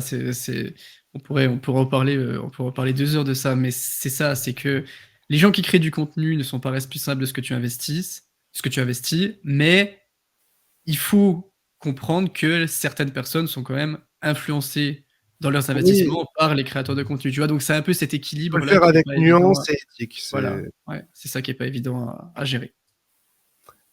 Alors, dans ta dernière vidéo, tu disais à quel point les tokenomics étaient importantes dans l'analyse fondamentale. Je voulais savoir, pour toi, à quoi ressemblent de bonnes tokenomics et quel était le point commun des tokenomics des meilleurs projets que tu aies pu voir jusqu'à maintenant?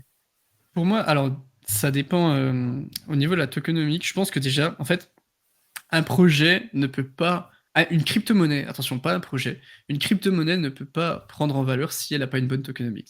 Tu vois, tu peux prendre un projet qui est incroyable, s'il y a un taux d'inflation qui est énorme et que, il y a 2 Stephen, whales qui ont 70. Tu dit quoi? comme Stephen, par Comme exemple. Ste ouais, ouais, comme Stephen, par exemple. Après Stephen, c'est un peu différent parce que c'est plus un peu en mode, Ponzi et tout, mais, tu vois, tu as plein de Un projets bon projet avec qui une sont grosse très émission. ouais, c'est ça. Et tu peux avoir des très bons projets, des très bons réseaux, mais dont le token a un gros taux d'inflation parce qu'il faut faire venir les développeurs et tout. Et du coup, bah, toi, tu es investisseur, retail, si tu vas investir, sauf que, bah, non, le projet va pas la crypto va pas être valorisée. Donc déjà, le taux d'inflation, c'est hyper important, à prendre en compte quand tu fais une analyse, parce que si tu as 25 d'inflation, il faut que, la demande enfin, vu que c'est toujours des questions d'offre et de demande, la demande soit supérieure enfin, soit assez conséquente pour compenser ces 25 d'inflation, donc c'est très dur, surtout au bear market où bah, tu pas énormément de liquidité, donc c'est beaucoup plus dur. Et moins de demandes. Ouais. Exactement, et tu as beaucoup moins de demandes. Il faut une bonne distribution des tokens, il faut pas que la team ait 30-40 comme dans certains projets, que les investisseurs de pre-sale aient une énorme partie qui vont pouvoir dump à la gueule des retails et tout. Donc la répartition, c'est hyper important. La distribution, pardon, la distribution des tokens, c'est hyper important. La répartition parmi les principaux holders, si tu as un wallet qui a, je sais pas moi, 20 des tokens, bah, il vend, il y a plus de tokens globalement. Donc tu vois, en fait, c'est ça que j'ai remarqué ces derniers temps, c'est que la tokenomics, c'est hyper compliqué. Vraiment, ça, je pense que ça sera des métiers déjà dans le futur, métier de tokenomiste, ça existe déjà, mais ça sera beaucoup plus démocratisé parce que tu te rends compte que c'est trop dur en fait. C'est trop dur d'analyser une tokenomique parce que au-delà de ça, au-delà de la supply, au-delà du market cap, au-delà de la dilution, etc., tu as l'utilité du token, est-ce que il y a une économie interne. Tu vois, par exemple, je prends Mm. l'exemple de Cosmos, où bah, tu sais, Cosmos, c'est incroyable comme réseau, on est tous d'accord pour dire ça. Sauf que Token, Atom, ouais, Atom, le token, n'était pas hyper utilisé dans les échanges, donc il n'y avait pas de liquidité, donc il peut pas prendre en valeur. Mais tu vois, ça, faut le savoir quand même, c'est pas évident.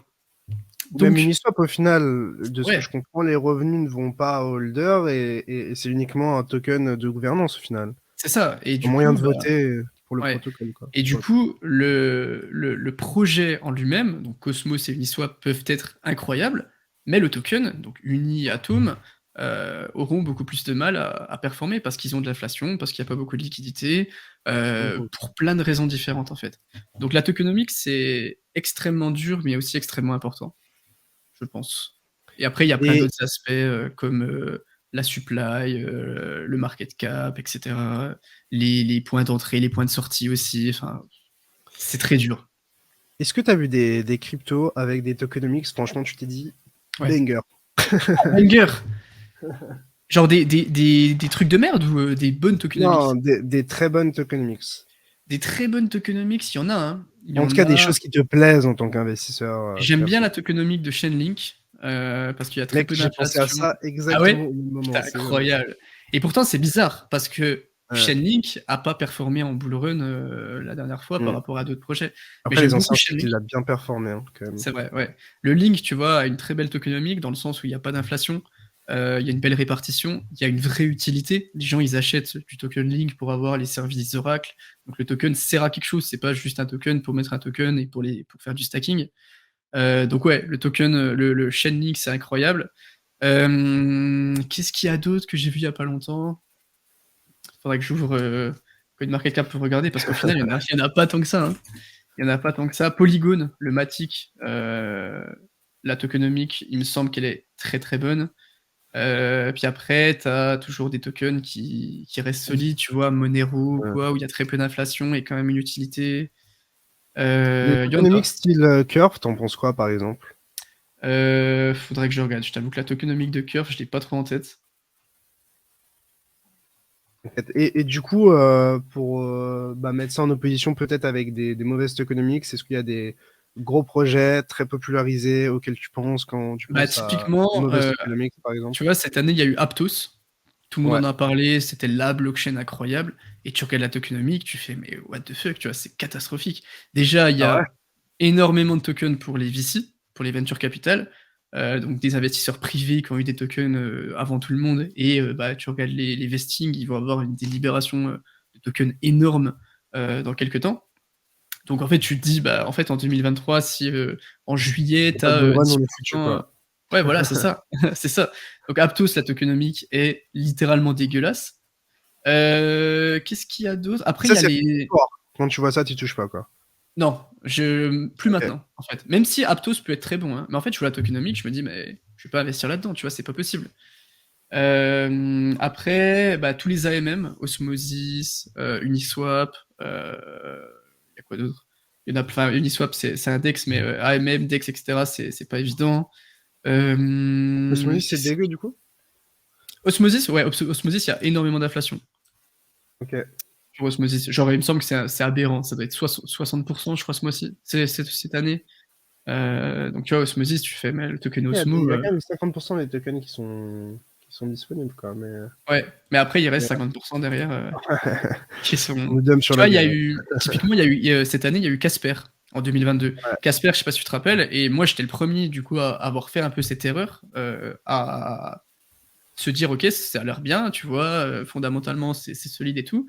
Mais en fait, toute l'année, il y a eu des libérations de jetons, des investisseurs privés, et en fait, le token, bah, tu vois, Bah, c'est parce logique. que parce qu'il n'y Eux, avait ils sont pas fois de. 50 en fait. Eux, ils sont fois Voilà, c'est 50, ça. en fois 100, peu Ouais. importe le prix, ils s'en foutent devant des prix qui sont Donc, faits pour nous alors que.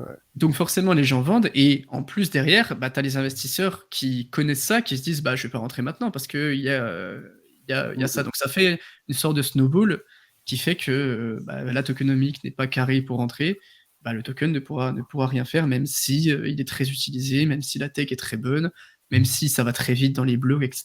Bah, c'est pas possible.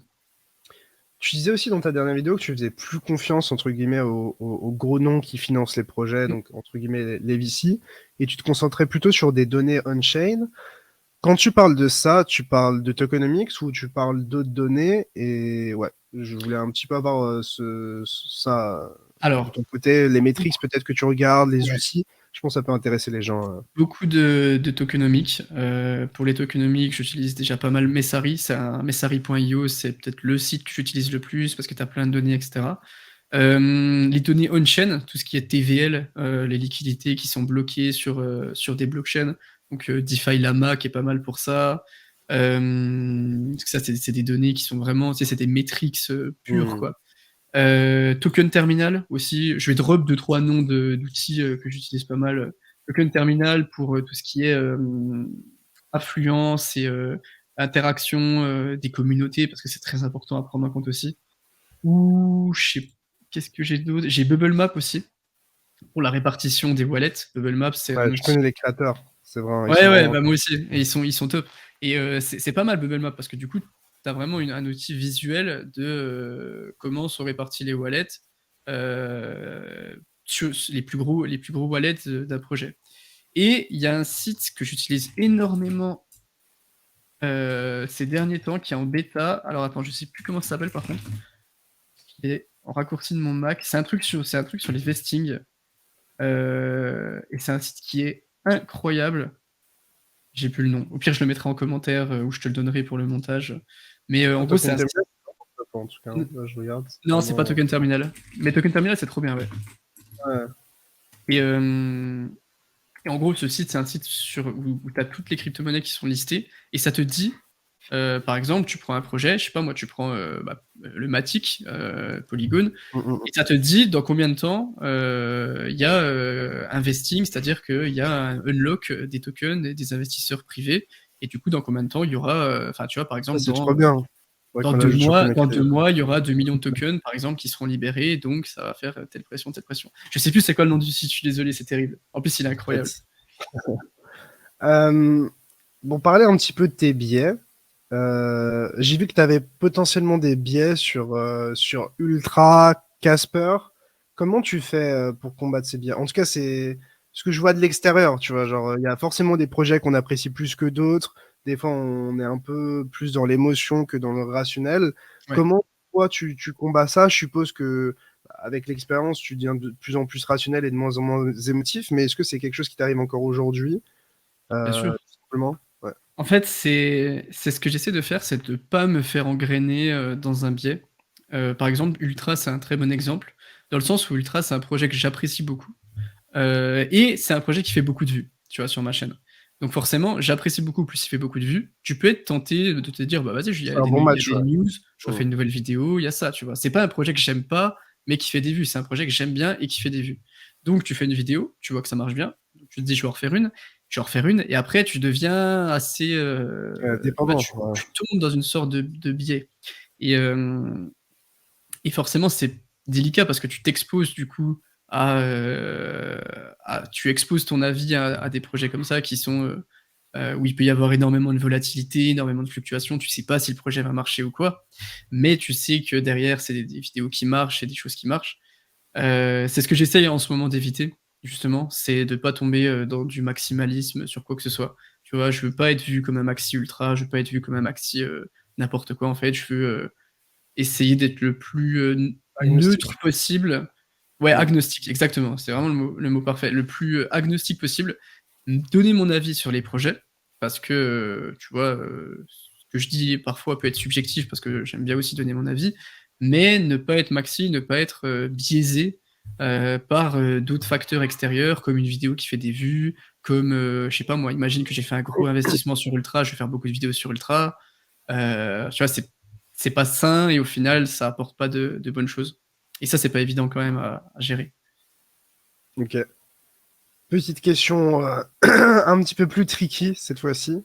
Hem, du Je coup, voulais avoir petite coupure, juste pour reprendre. Du coup, ce que je disais, c'est, pour toi, est-ce que l'analyse fondamentale aurait pu jouer un rôle, dans la chute de FTX entre guillemets, avant que, par exemple, Sisi finisse par un tweet et finisse par étaler FTX au grand jour et devant tout le monde.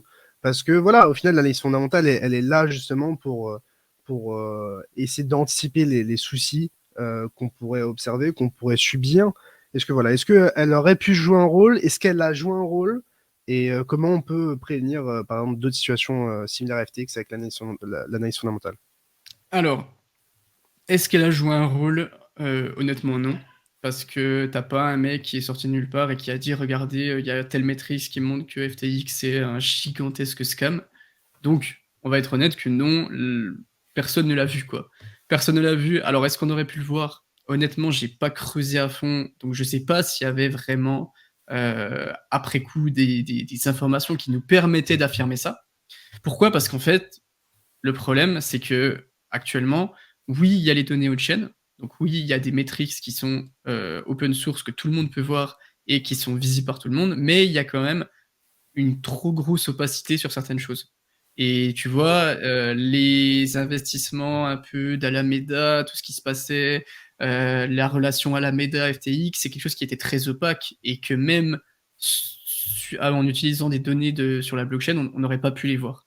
Et ça, c'est le gros problème actuellement, c'est que c'est quand même des business d'entreprise, même s'il y a la blockchain qui passe par là, qui apporte la transparence et une certaine visibilité, ça reste des business d'entreprise et tu as une trop grosse opacité. On l'a vu avec la proof of reserve, où c'est devenu un standard, mais ça aurait dû l'être depuis le début, tu vois. Sauf que, tu vois, c'est pas évident parce que ça aurait dû l'être depuis le début, mais ça l'était pas. Mais personne ne disait que ça l'était pas d'avoir la trésorerie des entreprises. Maintenant, t'as pas la trésorerie de Binance, bah tu te dis c'est bizarre. Donc Mmh. c'est ça qui est pas évident, c'est que peut-être qu'il y avait des informations qui permettaient de dire que FTX était un scam, hein. Mais c'était pas des informations qui étaient visibles par tous. Et c'est le gros problème actuellement, c'est que on prône la transparence, mais il y a encore beaucoup trop d'opacité sur certaines choses qui font qu'on peut avoir des catastrophes comme FTX, comme Terra, comme tu vois des grosses manipulations Mmh. qu'on peut pas voir avec l'analyse fondamentale, malheureusement, ou pas Est-ce encore. que pendant ces périodes un petit peu extrêmes, donc avec le DPEG de l'UST ou même FTX, tu t'es un petit peu intéressé aux données on-chain? Est-ce que tu as surveillé des choses ou même surveillé suivi des gens qui étaient dans ce créneau-là? Qu'est-ce que t'en as? En fait, j'ai changé un truc, le truc que j'ai le plus changé après ce qui s'est passé là.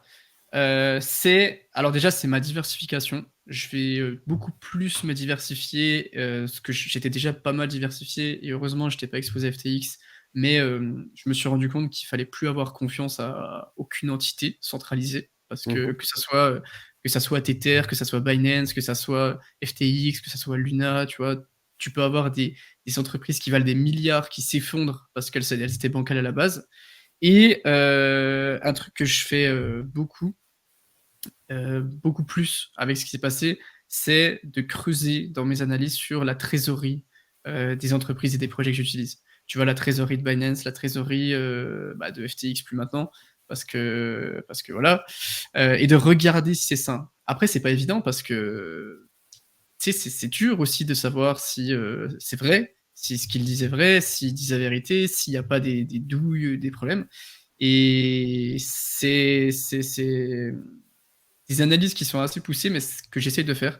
Et genre, typiquement, pour te donner un exemple, je me suis totalement barré de l'USDT parce que je suis allé voir et je suis allé creuser sur le site de Tether.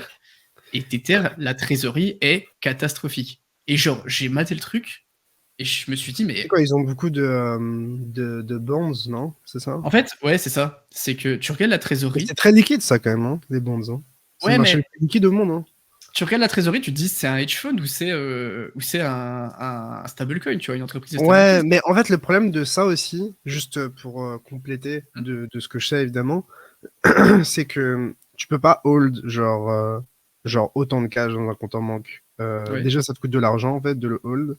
Et donc, c'est pour ça que eux, ils sont amenés à essayer de mettre cet argent dans des placements méga safe qui leur apportent un rendement. Tout ça parce qu'en fait, si tu le laisses dans un compte en banque, en gros, ça te coûte de l'argent de laisser de l'argent dans ce compte en banque-là. Et c'est ce que, par exemple, Elon Musk racontait en fait à un moment. C'est qu'ils avaient plein de liquidités dans les banques et le fait de juste laisser l'argent à la banque, c'était soit taxé par Mmh. les banques, soit taxé d'une manière par l'État, de ce que je OK. comprenais. OK, bah, tu vois, ça, Donc c'est ça qui est un peu tricky j'avais pas et l'info, ouais. Mais après, tu vois, cette information devrait être plus mise en avant. plus mise en avant parce que vraiment, tu mates les conditions d'utilisation de Tether.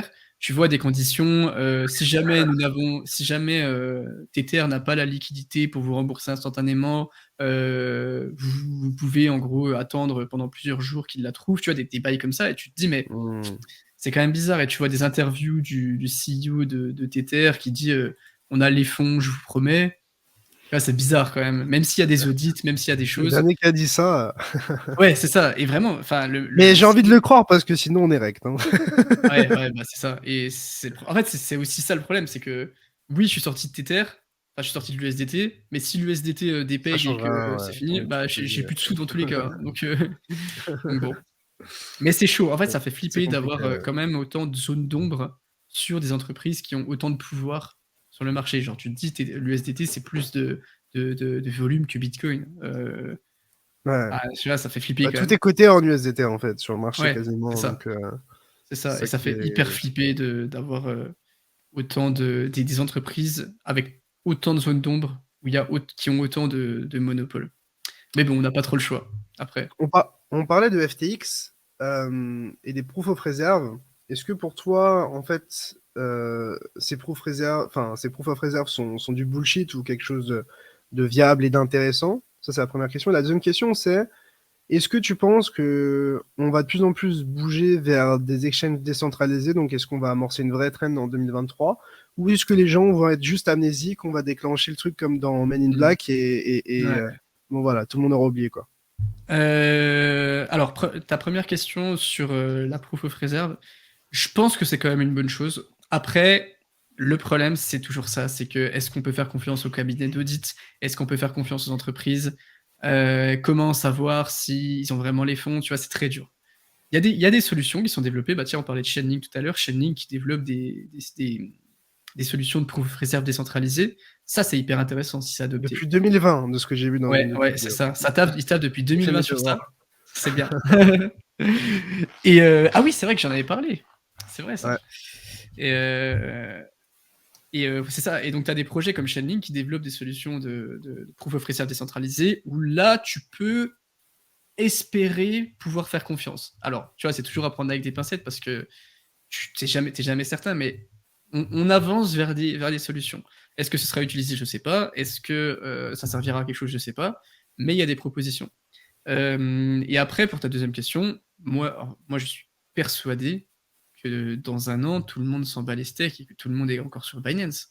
Enfin, tu vois, J'ai ce même sentiment et ça me ça c'est me ça tellement me la glace le porte sang. d'entrée c'est tellement la porte d'entrée à la crypto et en plus tu as l'habitude d'utiliser ton compte en banque et tout.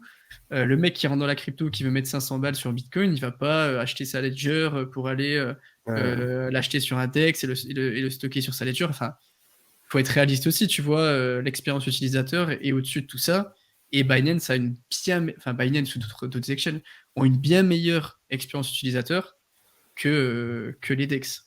Ou alors il faut un narratif DEX, un narratif expérience utilisateur des DEX où tu as des DEX beaucoup pardon, il y a beaucoup de beaucoup là. Je me C'est suis cool là. et donc qui a une expérience utilisateur beaucoup plus bonne qu'elle l'est maintenant et ça, c'est possible et ça serait, je pense, la seule façon pour que les gens, migrent sur les DEX, mais même ça, j'y crois pas en vrai. Ouais, je pense qu'on commence à le voir avec DYDX, mais Ouais, c'est vrai. je pense que c'est quand même pas assez. Moi, évidemment, je suis biaisé, donc je travaille avec DYDX, donc Mmh, évidemment, je suis pas totalement objectif. Je sais qu'il y a d'autres solutions alternatives comme GMX qui sont aussi pas mal. Je trouve qu'ils font du bon boulot, mais que, tu vois, même moi, personnellement, en tant qu'utilisateur avancé et quelqu'un qui est plutôt actif, il manque encore certaines choses, etc. Mais je trouve que ça va quand même dans la bonne voie. Après, est-ce que ma mère qui va investir dans les cryptos va utiliser DYDX?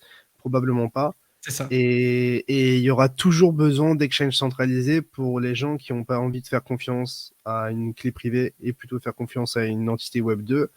Et c'est triste, mais voilà, la probabilité qu'on reproduise ces erreurs sont assez importantes. J'espère juste qu'on aura des acteurs un peu plus sains et, euh, et pas forcément plus de régulation parce qu'au final, ça aurait probablement rien changé. C'est Donc, ça et en fait, il faut aussi être conscient que sans aller trop loin, tu vois? Enfin, c'est un monde capitaliste avec des grosses entreprises qui ont, un gros monopole, d'où Binance va laisser, les gens aller vers des DEX, tu vois?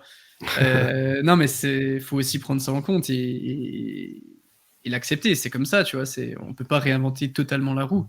Après, on peut, rendre ça plus transparent, apporter des solutions et que ce soit beaucoup plus safe à utiliser.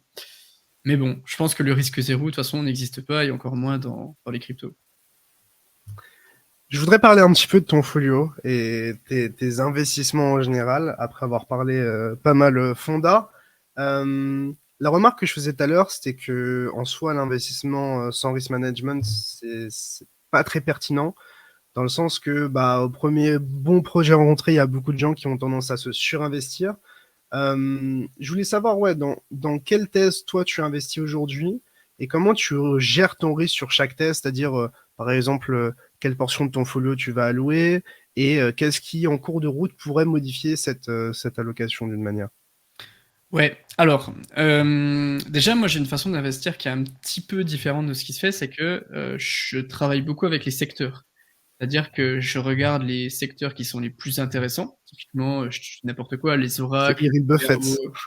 ouais, ah, peut-être pas quand même, mais, genre les DAO, les oracles, l'interopérabilité, le gaming et cetera. Et j'essaye un petit peu de me dire: «Bah, ça peut être un nouveau narratif, un nouveau projet» et parmi ces secteurs, je vais aller chercher les projets qui sont les plus performants.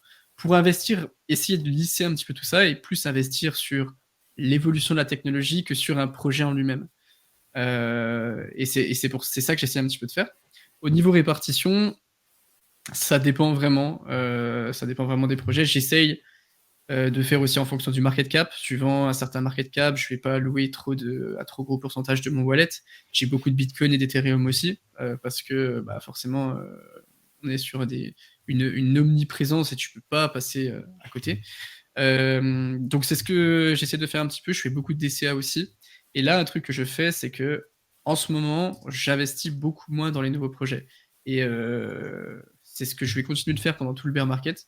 C'est que je pense qu'on a tous un biais, enfin beaucoup de gens ont un biais sur les nouveaux projets parce qu'il y a eu les ICO, en 2017, parce qu'il y a eu la Binance Smart Chain, où tu sais, tu investis dans un projet qui se lançait, tu faisais x10, terminé et donc tout le monde veut investir un peu dans les nouveaux projets alors que je pense que c'est une erreur surtout en bear market où des nouveaux projets ont beaucoup moins de chances de réussir que des projets qui sont installés, qui ont déjà des solutions, qui ont déjà des utilisateurs. Mmh. Et Oui, oui et non. Enfin, pour juste compléter sur ça, pour te poser une autre question, est-ce que tu penses pas que les projets qui ont le mieux performé ce cycle-là n'existaient pas le précédent cycle? Tu vois, c'est ça que je me dis que ça dépend les projets.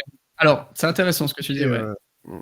Ça dépend des projets et c'est vrai que ouais, j'aurais pu apporter une. C'est vrai que, en fait, c'est pas que je n'investis pas dans des nouveaux projets, c'est que justement, tu as 2 types en fait. Tu as les projets où j'investis pour le prochain bull run et tu as les projets où j'investis pour ce bear market. Tu vois, c'est un petit peu différent, même si au final ça rejoint au même parce que bah, l'objectif c'est que ça performe en bull run. Mais tu as des projets où tu sais que pour l'instant, tant qu'on n'est pas en bull run, ça passera pas. Et ceux qui ont le plus de chances, je pense, de perf en bear market, ce qui est déjà très compliqué, c'est des projets où il y a déjà des utilisateurs et où il y a moins de volatilité et d'aléatoire. Mais je suis d'accord avec toi qu'en général, tu vois, tu prends les derniers projets, les Polygon, Solana, qui ont explosé au bull run, ça n'existait pas avant. Donc au final, c'est vrai. Mais en fait, c'est tricky parce Ouais. que des fois, tu as envie de faire des investissements type bon père de famille et d'être super rationnel. Et puis, des fois, tu te rends compte que le marché évolue tellement rapidement que le prochain gros gagnant n'existe peut-être même pas encore. Tu vois. Quand tu C'est ça. regardes Stephen, quand tu regardes Sandbox, etc., Ouais. en fait, on se dit tous qu'ils sont leaders dans leur industrie et ça donne envie d'investir parce que tu as tendance à croire qu'un leader reste un leader. Mais en crypto, ça bouge tellement rapidement Mm. qu'il y a peu de secteurs où, genre, je pense, un leader reste un leader. Je pense que dans les leaders qui restent des leaders et qui resteront probablement des leaders, je pense qu'il y a Binance avec le BNB, je pense qu'il y a probablement Cosmos Chainlink Polkadot, moi je te dirais pour et l'interopérabilité. Ouais, Je ouais, mais pense. moi je les mets pas en mode, moi je les mets pas dans une catégorie interopérabilité, moi je les mets dans une catégorie layer one. Tu vois, donc Ouais, après, c'est un petit peu au-dessus de ça quand même, je pense. C'est qu'il mm, il y a des solutions un peu différentes. Mais en Layer 1, c'est vrai, il y a Ethereum, mais sinon derrière. Et tu sais, on a eu le narratif des Layer 1, ça se trouve, on n'aura pas du tout un narratif Layer 1 au prochain bull run. Et du coup, nous, on ouais. a investi sur Elrond, on a investi sur Cosmos Polkadot, on a investi sur Avalanche, alors que ça sera les Layer 2, alors que ce sera les 7K Rollup, alors que ça sera, tu vois, ça se trouve, Par on va contre, total. désolé, c'est pas Elrond, c'est Multiverse X, s'il te plaît, Ah, merci. pardon, excuse-moi, le Elrond Brew. Je savais pas que t'étais un Elrond Brew. Ah non, non, je suis pas un Elrond Bro, hein, mais c'était juste pour casser les couilles. Ah ouais, bah Elrond, on peut en parler, enfin, on peut en parler, mais je suis très déçu de la ligne qu'ils ont pris. Ah ouais? Bah, tu vois, Elrond, typiquement, tiens, tu me posais une question, il y a des projets où, à quel moment tu vois que...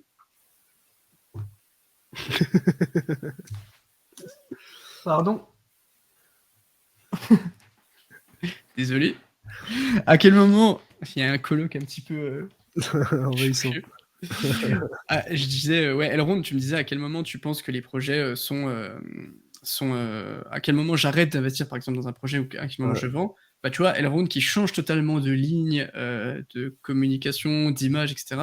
C'est un truc qui me plaît pas forcément parce que le Est-ce buy qu'ils metaverse et tout, ont j'ai un peu du tellement mal. changé de ligne de communication? Est-ce Et puis qu'ils ont pas toujours fait il la change tout le même? temps. Et tu vois, t'as l'impression que c'est un projet qui suit les tendances au lieu de rester fixé à son propre projet.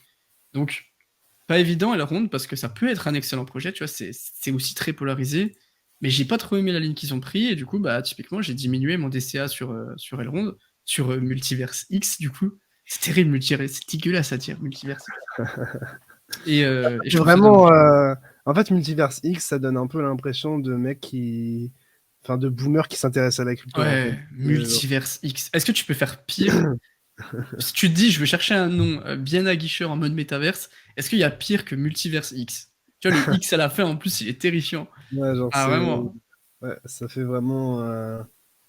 Je sais pas, je crois qu'ils se sont pris pour Apple dans leur communication, Ouais, mais ouais, il y a ouais. un peu de ça. Après, Je sais pas si ils c'est ont... vraiment une mauvaise chose, honnêtement. Je trouve qu'ils sont plutôt forts sur ça. Je Ouais. pense juste qu'il peut faire peur aux investissements. En fait, aux investisseurs, en fait, je sais pas si ça leur fait peur ou si ça les rassure. C'est que le projet bouge beaucoup, en fait. Enfin, il a l'air de beaucoup bouger. Et Mais du il faut coup, pas qu'ils bah, bougent trop. tu vois, le fait que ça bouge Mm. beaucoup, ça peut être bien pour s'adapter d'un cycle à un autre, mais en même temps, t'es pas sûr de ce que tu auras à la fin, quoi. Enfin, je pense que Il certaines faut personnes. aussi qu'ils gardent un peu leurs racines et qu'ils restent fidèles à ce qu'ils sont, quoi. Tu vois, si tu changes à chaque Alors, fois, promesse, là, Tu vois, c'est comme si, enfin, je sais pas, tu vois, si il y a la vibe FTX, je fais que des vidéos FTX, si la vibe Luna, je fais que des vidéos Luna, bah, tu vois, au bout d'un moment, ils vont se dire, mais le mec, il suit les tendances et Mmh. il a pas son Il y identité, a pas de quoi. vision, quoi. Voilà, Mmh mh. c'est ça. Et je pense que ça peut être un petit peu pareil avec ce genre de projet qui pivote un petit peu trop. Mais bon, on verra, hein, ça se trouve, ils vont nous faire fermer notre bouche et Bah, ça j'espère, va hein. sur perf, hein. J'espère pour les Elrond Hype, en tout cas. Heu, hem, donc aujourd'hui, qu'est-ce qu'on retrouve dans ton folio concrètement, On majoritairement? retrouve du stablecoin, USDC, OK. BUSD et DAI. Et pas OK. du SDT. Du stablecoin, alors j'ai pas les pourcentages exacts, mais stablecoin, Bitcoin, Ethereum qui représentent plus de 50% de sûr. Et après, niveau secteur, donc au niveau des oracles, Chainlink, parce que je considère que Chainlink c'est un excellent projet. Tout est réuni pour que ça soit un bon investissement, pas pour que ça perde forcément. Ouais. Alors attends, je suis sûr. Il y a du Polygon aussi, du Matic, je veux dire, parce que je trouve que Polygon est J'en ai excellent dans ce aussi. qu'ils font. Ils jouent très bien le rôle de passerelle entre le Web 2 et le Web 3. Et je trouve qu'on a vraiment besoin de ce genre de projet. Et je suis un grand fan de Matic et de Polygon. De l'Atom.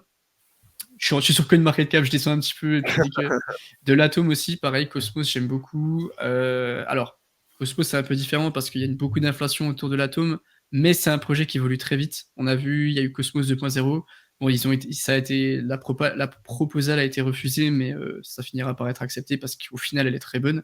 C'est Ce juste serait quoi qu'elle a mal. l'impact d'un point de vue Il y a plein de purement trucs. Il y a plein de trucs. Il y a le liquid staking, la chain security, une grosse inflation au début pour se stabiliser après. Donc tu vois, c'est pas tout blanc parce que bah, pendant quelques temps, il y aura une grosse inflation.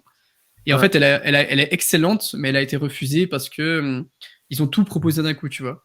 Et donc, vu que Mmh. tu peux dire que oui, non, si on arrive, on te dit on veut changer ça, ça, ça, ça, et que t'es Il y d'accord a pas avec de nuance, tous, quoi. voilà, Ouais. c'est ça. Et si t'es d'accord avec tout sauf le point 1, bah tu vas quand même dire non. Mmh C'est mh, pour ça mmh mh. qu'ils ont dit non. Mais la propale est très bonne. Donc Cosmos, je suis très très hype par Cosmos. Du QNT aussi, qui est un projet que j'aime beaucoup. Un petit peu, que j'ai quand même gardé pas mal de GLD pour les Elrond Bro. Et puis sinon, il y a pas mal de projets. En fait, dans les 10 derniers pourcents, je pense que ouais, dans les 10-15 derniers pourcents, il y a beaucoup de projets. Il doit y avoir une vingtaine de projets qui sont des projets que j'aime bien, qui ont soit low cap, soit qui ont un potentiel, soit qui sont dans Ouais, qui vont un faire genre tunnel, 2-3 tu de vois. ton capital max, Voilà, un truc. ouais, c'est ça, c'est ça. Donc un gros pourcentage alloué à des grosses caps et puis derrière pas mal de petits investissements. Est-ce que tu as réussi à identifier tes meilleurs investissements et leurs points communs? Je trouve que c'est souvent intéressant de prendre un peu de recul et de comprendre ce qui a marché pour toi Mm. au final.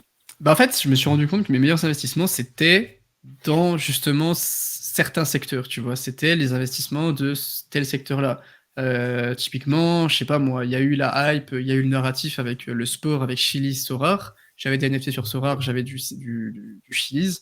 Bah, tu vois, il y a eu un peu cette hype-là.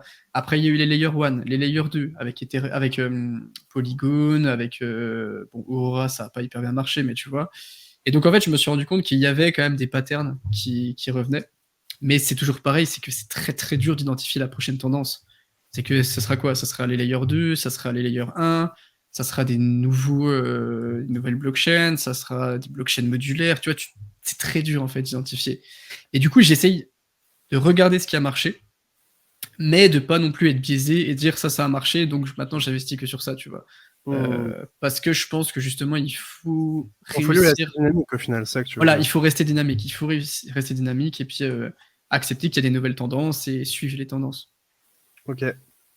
Et du coup, en soi, il y a des exemples de choses qui ont vraiment beaucoup marché pour toi, genre des coins spécifiques, par exemple, Qu'est-ce qui a bien genre marché? ton home run, quoi. Bah, le Chili's, tu vois, j'en ai parlé. Le Chili's, c'était home run absolu. Un Le mec, truc qu'il j'en ai a acheté fait. à 2 centimes, j'en ai Oh, vendu mais à 5, voilà. quel Et après, plaisir. il Ah, allait tu l'as à... vendu à 5? Ah Ouais, ouais. Moi, je l'avais acheté à genre à 5 centimes et j'ai dû le vendre à, je sais pas, 45 centimes, tu vois, un peu en dessous des 50 centimes. OK, Donc, ouais. incroyable. Qu'est-ce qu'il y avait d'autre? Du Matic aussi. Je suis assez fier de mon investissement Matic. Euh, un petit peu d'Atom, où j'ai fait des bons profits avec Atom. Par contre, il y a des trucs où je me suis totalement foiré, tu vois. Genre, pour Genre te quoi? donner un exemple, comment ça s'appelle? J'avais beaucoup investi, enfin beaucoup, une bonne partie, une trop grosse partie à la base de mon wallet dans. Putain, comment ça s'appelle? C'était un token de Coinbase, je crois. Le logo, Ok. il est rouge. Je sais plus comment ça s'appelle. Et c'était un flop absolu. Enfin, bref, je sais plus. Je te redirai ça. Casper aussi, j'ai fait. Enfin, j'ai été assez gourmand, peut-être un peu trop. À quel moment tu coupes, par exemple, une position, toi? Ça dépend. Pareil, ça dépend. Quand je pense que le projet est pas. Enfin, tu vois, que ça stagne depuis un moment et que potentiellement il peut pas trop évoluer, bah là je peux vendre. Je suis pas anti-vente à perte, tu vois, s'il faut vendre à perte, tant pis, Mhm. tu vends à perte. Ça dépend vraiment. Tu vois, vu que du coup je fais pas d'analyse technique ou quoi, c'est pas suivant un prix spécial. C'est pas C'est optimisé, mais ouais. c'est pas optimisé, c'est ça. Et c'est un truc sur lequel il faut que je travaille d'ailleurs. C'est les targets d'achat et de vente qui sont, je pense, pour l'instant, ma plus grosse lacune dans mes investissements. Et les NFT dans tout ça? Aucun NFT ou c'est quelque chose Et auquel pas mal de Sorare. En gros, t'essayes? Le NFT Gareth Bale sur Sorare m'a mis tellement bien. Le NFT Gareth Bale, pour te dire. Non, en fait, enfin, vraiment, limite avant, non, je faisais pas de trading Tu l'as Sorare, acheté à mais combien? le NFT Gareth Bale, je l'ai acheté à 20 balles, un truc comme Et ça. ça vaut? C'était Gareth Bale rouge et je l'ai revendu à 1800. Quoi? Comme ça. Ouais, non, mais c'est Ouais, n'importe quoi. Et du coup, c'était comment c'est incroyable. possible? Enfin, Et genre, tu l'as vraiment acheté délibérément ou c'est un truc qu'on t'a drop, genre, ou non, non, c'est... c'est moi qui l'ai acheté délibérément. Je me suis dit, vas-y, pourquoi pas, tu vois. Et en plus, Sora, je trouvais ça cool et tout. Et en fait, pour la petite. Mais ouais, donc niveau NFT, en vrai, j'ai jamais été hyper hypé par les NFT, dans le sens où j'ai toujours trouvé que c'était assez difficile. C'est beaucoup de travail, en fait, de rechercher de nouvelles collections et tout. Et donc, ça demandait aussi beaucoup de se former. Et tu vois, c'est pas un truc qui me plaît parce qu'en fait, c'est que de la spéculation. Du coup, tu fais tes recherches sur des nouvelles collections Mmh. NFT, c'est beaucoup de spéculation, en tout cas, quand même, sur certaines collections. T'as moins d'utilitaire que pour des blockchains d'infrastructure ou des trucs comme ça. Ouais, après, des tokens qui sont utiles, il n'y en a pas vraiment 10 000 que tu utilises au quotidien C'est non vrai, plus, hein. c'est vrai, c'est vrai. C'est vrai, mais tu vois, dans les recherches, après c'est peut-être mental, tu vois, mais je préfère faire mes recherches sur des trucs d'infrastructure, Mmh. avec des techs derrière, Plus que sérieux. sur cette collection et elle est bien parce que il y a beaucoup de gens qui vont l'acheter parce que le singe il est bien, tu vois. Bon, j'abuse un peu en vrai, mais dans l'idée, Ouais. c'est. Puis c'est dur Mmh. aussi. C'est dur de trouver les nouvelles collections NFT et de vraiment avoir une connaissance là-dessus. Et donc ça, Est-ce c'est que quelque chose que l'adoption, elle j'aime. n'est pas venue de ça en Ah si, totalement. 2022, en Ah bah totalement. 2021? On a touché des gens qu'on n'aurait jamais touché autrement. Moi, je trouve ça choquant ce Ah que les mais, NFT ont réussi à faire, hein. ah C'est... mais moi je suis extrêmement bullish sur les NFT et je pense même que les NFT auront plus tard beaucoup plus d'utilité que 99% des cryptos. Mais pour l'instant, c'est beaucoup de T'es spéculation. bullish sur le secteur, pas une Je suis collection d'ailleurs. extrêmement bullish sur le secteur, mais pour l'instant, c'est de la spéculation. Je l'accepte, hein, tu vois, je suis pas du tout en mode Mmh. c'est de la merde, faut pas acheter ça et tout. C'est très très bien pour l'adoption, mais j'attends tranquillement le moment où bah, on pivotera un petit peu plus vers l'utilitaire pour pourquoi pas m'investir là-dedans. Moi, je pense qu'une vidéo sur le Bored Ape Yacht Club, ça pourrait être sympa sur ta chaîne à l'occasion. Une petite explication des Faire bords une des analyse futurs. fondamentale d'une collection NFT et de tout cet écosystème qui, au final, est plein de collections NFT et qui est assez large. Je pense que ça pourrait être assez bien. Ouais, Enfin, je pense c'est que ça vrai, pourrait être bien pour le format. Encore une fois, il faut que ça t'intéresse, mais voilà, c'est je vrai. pense que ça peut être quelque chose d'intéressant. Parce que je trouve qu'il y a peu de gens qui ont réussi à bien aborder ces Hmm, sujets-là en France. Tu vois. Je c'est vrai. crois que Marketing Mania, on en a parlé de Ouais, mémoire. elle était excellente sa vidéo. Mais ouais, après Tu vois ce que je veux dire? En le France, t'as problème, personne qui le fait de ouais. manière vraiment nuancée et renseignée. Ouais, c'est beaucoup de shit NFT, je sais pas comment ça Ouais, c'est s'appelle, ça. de shitcoin NFT, mais ouais. Après, c'est ce que je te disais, c'est que c'est très dur en vrai d'être rentable sur les NFT, c'est extrêmement dur parce que Ouais. ça demande beaucoup de travail, beaucoup de recherche et tout. Je Donc, je pense que c'est que la problématique, c'est même pas la rentabilité, c'est la liquidité en soi. ouais, bah ouais, c'est de trouver des NFT qui ont de la C'est une dinguerie liquidité. quand même. Ouais, ouais, ouais, non, mais c'est abusé. Et surtout en bear. En bear, là, c'est surtout en fin fond de bear C'est comme ça, chaud, ouais. c'est extrêmement Ouais, chaud. c'est chaud. Pour finir cette interview, je voulais prendre des questions un petit peu plus légères. Alors, pas forcément plus légères, mais en tout cas un petit peu plus sorties du contexte qu'on a eu jusqu'à maintenant, qui était plutôt une ligne assez visible. Donc voilà, je vais te mettre à rude épreuve et je suis chaud d'avoir ces réponses à ces questions qui Dis-moi. devraient intéresser la plupart des gens Combien qui tu nous gagnes? écoutent. Combien tu... Euh, si tu devais parler à ton toi, le jour où il s'est lancé en crypto, que lui dirais-tu? D'acheter un micro. Non, je regarde le mec qui force là-dessus. Non, qu'est-ce que je lui dirais? D'essayer d'être le plus carré possible, surtout dès le début, et de jamais tomber dans l'appât du gain. Ok. Donc c'est quelque chose que tu gardes encore aujourd'hui au final.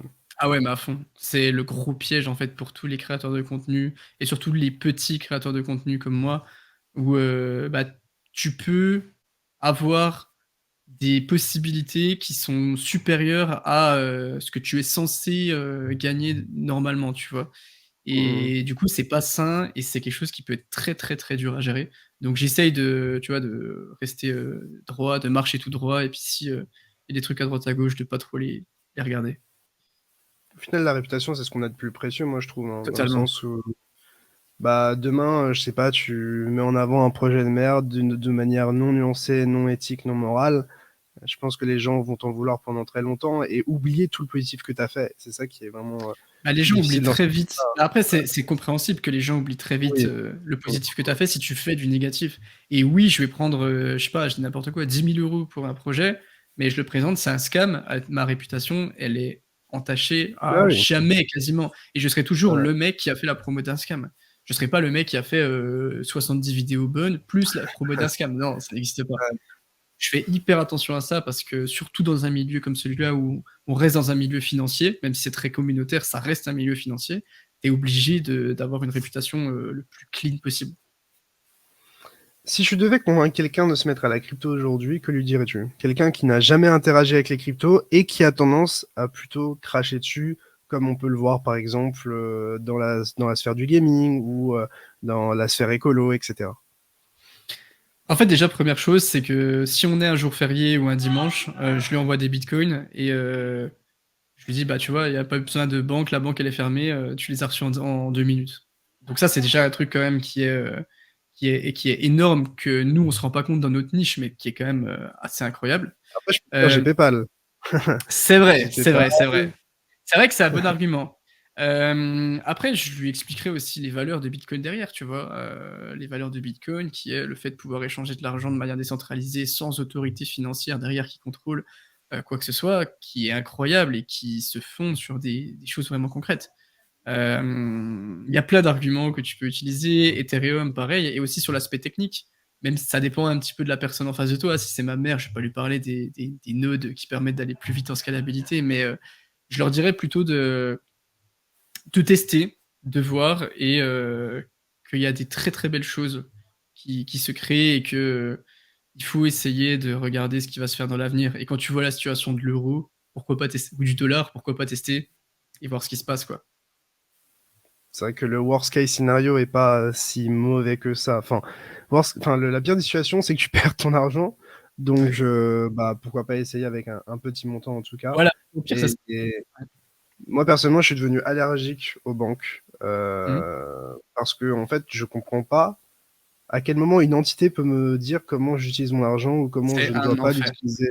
C'est La de notion, l'argent durement gagné et derrière, tu ne le possèdes pas vraiment. J'arrive même pas à comprendre comment c'est la possible. notion de plafond, ça me rend ouf. T'as dépassé ton plafond, mais Genre, explique-moi, genre, chier, c'est mon chier, argent, mes laisse-moi sous. faire ce que je veux. J'ai dépassé mon plafond, je peux plus dépenser, je peux plus retirer, mais laisse-moi tranquille, laisse-moi payer. Et ouais, c'est terrible, c'est terrifiant. Donc, t'as ce mélange, les banques, plus le potentiel technologique, plus les valeurs. Et je pense que c'est suffisant pour convaincre d'essayer. Si jamais ça va sur la notion de pollution, etc., t'expliques un petit peu que Bitcoin, c'est essentiellement miné par de l'énergie verte. Et tu vois, c'est ce que j'essaie d'expliquer aussi. Il y a beaucoup de gens qui me disent, ouais, ton Bitcoin, là, ça pollue. Je lui dis, ouais, mais imagine Bitcoin, tu utilises des barrages hydrauliques pour miner du Bitcoin. L'argent que tu génères, tu le fais pour recréer des barrages hydrauliques et tu fais un cycle comme ça. C'est qui pollue, tu vois? Est-ce que ça pollue vraiment? C'est Même, c'est surtout que nos banques polluent énormément, je suppose. Donc, aussi. c'est. Mm. Mais c'est pas forcément un argument valable pour les gens, mais je comprends pas comment ça peut pas rentrer en ligne de compte, tu vois. Genre, il y a tellement de choses qui polluent et que Mm. les gens trouvent normal. Bref. Euh, si tu avais 10 ans pour devenir l'homme le plus riche en crypto, que ferais-tu? Si j'avais 10 ans, ça veut dire qu'il faut que je tente un coin flip. Je tente le milliard ou la rue, en gros. C'est la Euh, Porsche dans la rue. C'est le méga milliard ou la rue, là. Bah, à alors, deux doigts milliard, je sais à pas deux ce que doigts. tu ferais, mais En fait, j'ouvre un exchange, je scamme un petit peu tout le monde et je paye la t'as caution. déjà À... t'as déjà les cheveux, hein. Ah non, bâtard, t'es un rat. Et je paye la caution avec l'argent que j'ai volé. Non, Ok. en vrai, ce que je ferais. Ok, il me dit en mode. En vrai, ce que je ferais, si je devais vraiment coin flip et me dire, vas-y, c'est que je pense que je prendrais 4 5 ans à me former sur un domaine très particulier pour ensuite entreprendre. Tu vois, à me Ok. former, mais comme un malade, tu vois, sur la création de blockchain, sur le développement, sur je sais pas quoi. Et ensuite, bah, tout tenter, entreprendre et créer, mais ça me paraît compliqué. Ou alors Mais j'essaie en de soi, trouver Satoshi. est-ce que tu louperais pas le train en mettant autant de temps à te former? Parce qu'en fait, on sait pas C'est ça qui jusqu'à est pas évident. à quel point on pourra toujours faire, entre guillemets, autant d'argent ou se Ah, lancer facilement. Tu vois, c'est même avec la intéressant. SEC, avec toutes C'est intéressant. ces Après, communautés. moi, je suis un peu de l'avis que actuellement, ça devient de plus en plus dur. C'est toujours faisable, mais ça devient de plus en plus dur de devenir riche avec les cryptos en étant un simple investisseur, tu vois.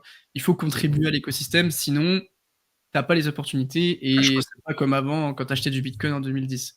mais Euh, c'est tellement et facile de faire de l'argent en crypto en mettant ton temps, en fait, à disposition. Je trouve que c'est choquant, en fait. c'est vrai. En fait, c'est un milieu qui est jeune et donc qui a beaucoup de besoins. Et si tu arrives à trouver des besoins, à solver des besoins ou solver des Bien problèmes, sûr. bah là, tu peux trouver une valeur là-dedans. Je suis sûr que tu peux faire juste de la modération sur une chaîne YouTube ou sur un Discord pour un projet. Derrière, passer membre du staff, je sais pas, aider sur le design, Totalement, puis passer chef de projet, puis au totalement. final être quelqu'un qui est vraiment validé par l'industrie, qui peut travailler dans n'importe quelle boîte et Ouais. ensuite ça peut aller très vite. Donc Ou même, c'est tu pour vois, ça il y a que plein de j'ai façons. tendance à croire que juste mettre à disposition son temps, c'est quelque chose qui est déjà assez lucratif si vous le Ah, faites de c'est manière incroyable. intelligente. C'est incroyable. Puis même, tu vois, tu te formes au montage, tu vas voir des youtubeurs, tu lui dis je te fais ton montage, après je te fais tes TikTok, après vas-y, bah, je deviens chef de Ah, projet pour certains trucs, tu le fais pour exactement. des entreprises, et tu creuses en fait, tu fais ton trou, et plus tu et à l'intérieur d'un milieu, plus tu vas voir les nouvelles vagues, les nouveaux projets, les nouvelles choses. Donc ouais, c'est totalement dans la création de contenu et l'apport de valeur Donc, tu es quand pour, même un builder dans l'âme par ah, rapport à mais de cette ouf! question. Ah bah, totalement, totalement. Je suis plus un builder, je me considère plus comme un builder que comme un investisseur. Même si, je me considère investisseur évidemment, mais ouais, je suis là pour essayer d'apporter des choses, quoi.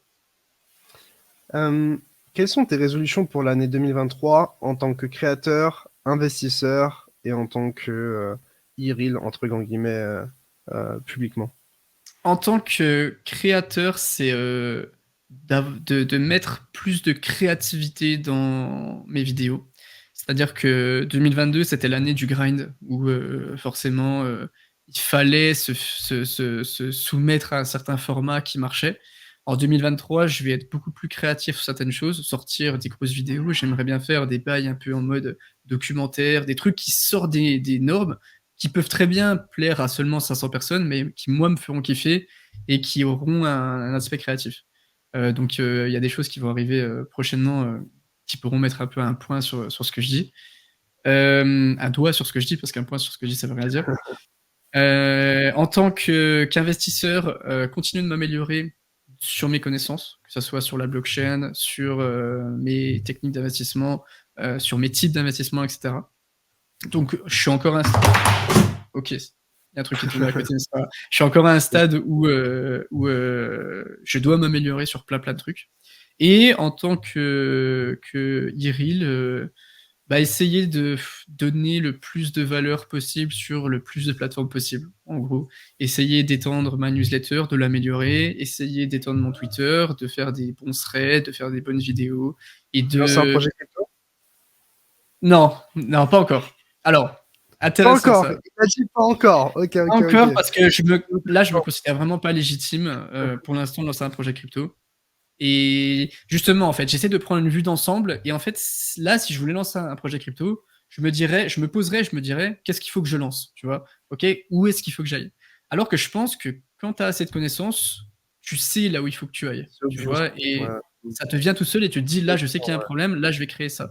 Donc, et après, j'ai des projets plus long terme de création d'événements crypto accessibles à tout le monde. Mais ça, c'est pour on fera la même interview l'année prochaine et peut-être qu'on en parlera. Bah, tu m'en parleras parce qu'il y a des projets aussi de notre côté, donc ça Ah! pourrait être assez Mais ça, intéressant. c'est un truc, bah, ça, on peut en parler vite fait, mais créer des événements. Là, je sais que je suis encore trop petit pour le faire, et il faut pas non plus faire les choses trop tôt, mais créer des événements en rapport avec la crypto qui sont accessibles à tout le monde, Ouais, donc bien qui sûr. coûtent pas 2 000 € les 2 jours, c'est vraiment un truc que j'aimerais faire pour, C'est un peu la conclusion qu'on a eue en faisant ouais. notre première conférence Khan Academy RL1.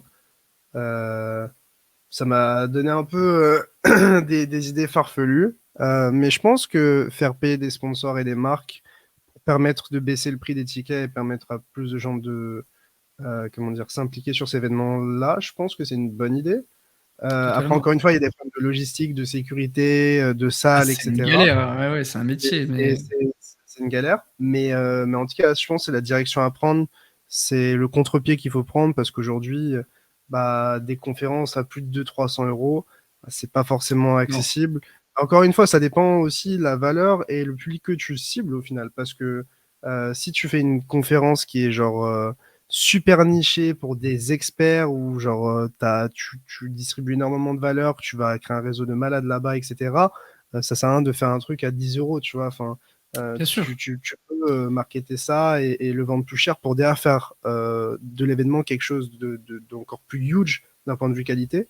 Mais quand tu cibles quelqu'un qui débute, évidemment, c'est pas quelqu'un qui va mettre 200 euros et donc il faut aussi adapter le prix et le discours. Donc, C'est ça, et ça passe par là, je pense, de démocratiser un petit peu, ça au grand public, et de donner enfin, de permettre aux gens, de payer, 30 €, 40 €, je sais pas moi, le prix d'un match ou d'un concert pour, passer la journée à un événement, voir des conférences, rencontrer des gens et comprendre un petit peu plus comment ça marche à l'intérieur. je pense que les meet c'est aussi déjà une bonne étape qu'on sous-exploite peut-être. Les meet-up, Les ouais, meet ouais, de ouf, de ouf. Ouais, ouais, ouais. On avait fait quelques-uns, on avait eu plein de monde, hein. Mmh. On avait eu genre 250, 300 personnes dans Incroyable, un bar incroyable. à Paris et tout, Mais il y en a des meet-up gratuits, hein. Je crois qu'il y en a il y a les apéros, c'était comment gratuit, ça hein, s'appelle? franchement, il y Les a apéros crypto, à ouais, je crois Paris, à Paris. ouais, ouais, mais il faudrait, je pense, un peu plus d'événements accessibles, avec Travail, forcément des gros budgets, même si c'est un peu contradictoire. j'y travaille, j'y travaille. Tu J'espère m'en y pa travailler tu m'en peut-être un parleras, jour. avec plaisir. Pour clôturer un petit peu cette interview, une question peut-être un peu plus personnelle. Quels sont ou quel est ton idole, quelqu'un ou des personnes que tu admires particulièrement, que tu respectes particulièrement et qui vraiment t'inspirent, tu vois? Euh, Dans la crypto ou en en général, en dehors? général. Bah, moi, je suis un grand fan de sport, donc tous les grands en il y a pas mal de grands sportifs à grosse mentalité qui m'inspirent, tu vois? Les Nadal, les, Ronaldo, les mecs comme ça. Bon, Ronaldo, c'est mon idole, ça fait un peu noob, tu vas dire ça, mais Non, les c'est Magnus Carlsen, parce que je joue beaucoup enfin, je joue ouais, pas mal aux échecs et c'est un mec aussi qui a des super valeurs et toutes ces en fait, tous ces personnes qui ont réussi par le travail et par la volonté, tu vois? Mais qui ont charbonné plus que les autres, plus longtemps que les autres pour réussir. C'est des choses qui m'inspirent de ouf parce que, bah, c'est des très beaux modèles. C'est des très bons modèles à suivre et c'est des gens où tu te dis: «Ils avaient rien à la base qui les vouait à devenir ce qu'ils sont devenus». Juste, ils se sont levés plus tôt, pendant plus longtemps et ils ont couru plus vite, quoi, en ils sont gros. vécus, quoi. Ouais, c'est ça. Ok. Bah écoute, merci beaucoup pour ton temps. Merci Bah, d'avoir merci à participé à toi. cette interview, d'avoir répondu honnêtement à toutes ces questions-là. Juste pour clôturer, est-ce qu'il y aurait quelqu'un que tu aimerais voir sur ce genre d'interview ici sur la chaîne? Que j'aimerais voir, bah, faut ramener des Anglais là, ramène-nous des Coin Des Bureau, Anglais? ramène-nous des, ouais, ce serait cool. Non, Ça pourrait être cool de faire ça avec Léo de CoinStation, que je trouve assez cool aussi dans sa branche, avec Paul de CryptoFormation, avec Capet, t'en as pas fait? Ah si, t'en as fait avec Capet, je crois. Si, t'en J'ai as fait fait avec une. Capet. Ouais. Ouais. Mais ou avec comment il s'appelle? Artem.